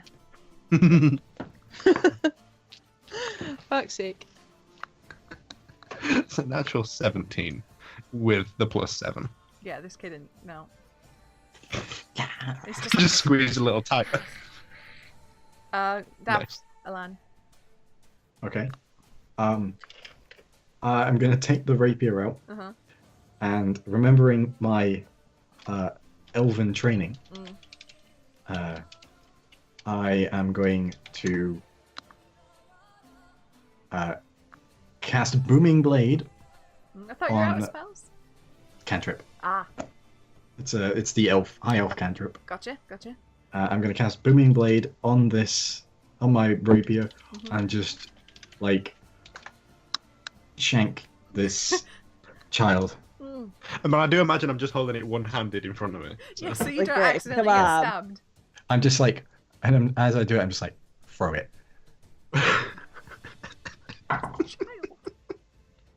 It's a natural 19 plus 10, Yeah, 29. that's gonna hit. Yeah, and the Tiamat stood next to it. Okay, so that's the D8. So that's 5 plus 4, 9 points of damage, and if it moves, it takes a D8 thunder damage. Christ. Okay. It's a booming blade. It's like surrounded by like a sheath of thundering energy right now. Okay, gotcha. Right. Kerchak, you're up. I spike the child. What does this count as? I don't know. Right. So force, acceleration, like count it as fall damage, but imagine that I'm just applying extra force. Like I've made him hit terminal velocity, like halfway down. I mean, there are This is- windows. This is. Oh, Ooh, It I wanted is to do that earlier. daytime. Yeah, throwing it out the Yeah. window. Throw him out the window. I'm just like, Kerchak doesn't die. There's a child vampire running around the streets if you do that. Throw it out the window. Do you want to do that? You can do it. Yeah. Okay. I wanna- Uh, Do a athletics check. Oh, by the way, you're not raging that's- anymore. You didn't deal damage or take damage last turn. Oh, that's true. As a bonus action, I rage. And then do it. Okay, you're real mad. I dropped long enough for you to tell me what to do, and then I rage again. So yeah, that would have been a 17 Okay. for Yeah. the athletics. So I gave it an attempt to save, and it got a natural 1. So you take this tiny child by the scruff of its neck, and you grab it by its trousers as well, and just whoop, straight out the window through the glass. It falls. Takes D8 for booming blade. If that child escapes, that would nothing. Oh, Takes 5 damage from booming blade. oh! You hear a scream, like a horrible, high-pitched, keening scream as this kid goes flying through the air out the window. And you hear a sickening thud in the mud outside. Let's turn to Kerchak and go, nice defenestration.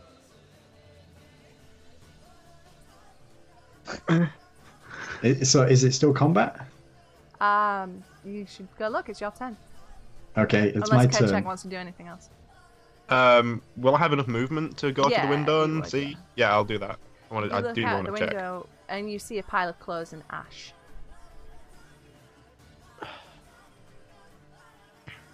It means Is that similar to the other ones?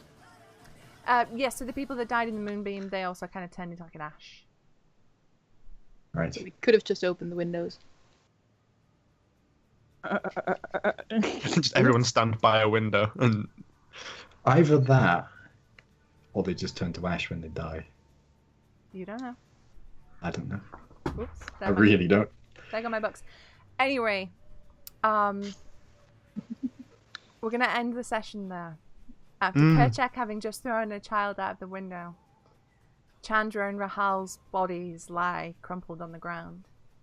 Everyone looking a bit worse for wear, and not in the possession of the bones of St. Andrew. I look down at Rahal and Chandra. I look up at Kerchak and I go, Lathander, forgive me, but shit. I just give him a little clip around the ear. And that's That's where we're the going to divine end it intervention. for tonight, guys, because it is way past the usual time. But thank you so much for hanging out with us and sticking with us for this. And sorry for keeping you guys so long. I really didn't anticipate that battle to take as long as it did. And I also Same. didn't intend on killing a couple of you. I'm sorry. Same. I love you. But yes, so we will see you hopefully in 2 weeks. If everyone's schedules allow, I'll keep you up to date. In the meantime, is there anything anyone wants to plug real quick? Ooh, I'm gonna stream me working to all 24 hours of Friday the 13th movies this Friday the 13th. That's spectacular. Yeah. I'm a broken person. Other than that, I think issue 2 of Galacticon just came out. Star Trek Boldly Go number 11 and maybe 12 just came out. I don't know. Whatever comic has my name, go buy it. Fair enough. Sound The advice. colors are freaking rad. Yeah. Lydia, did you want to do anything? Basically, just if you're feeling bored and rich and can come to Edinburgh for Halloween, you can come visit me in New Hales Mansion, which is a beautiful, beautiful 18th century mansion of the Dalrymple family, and that's the only time of the year where you can do a tour with me in the middle of the night during Halloween, the weekend before. And they'll scream at you and, tell you horrible things about witches and ghosts. Nice. All right then. Okay, that sounds really cool. All right then, guys. We will leave you and love you and leave you for now, but we will see you in 2 weeks. Bye. Mm-hmm. Bye. Bye. Oh, I've lost the button. Bye.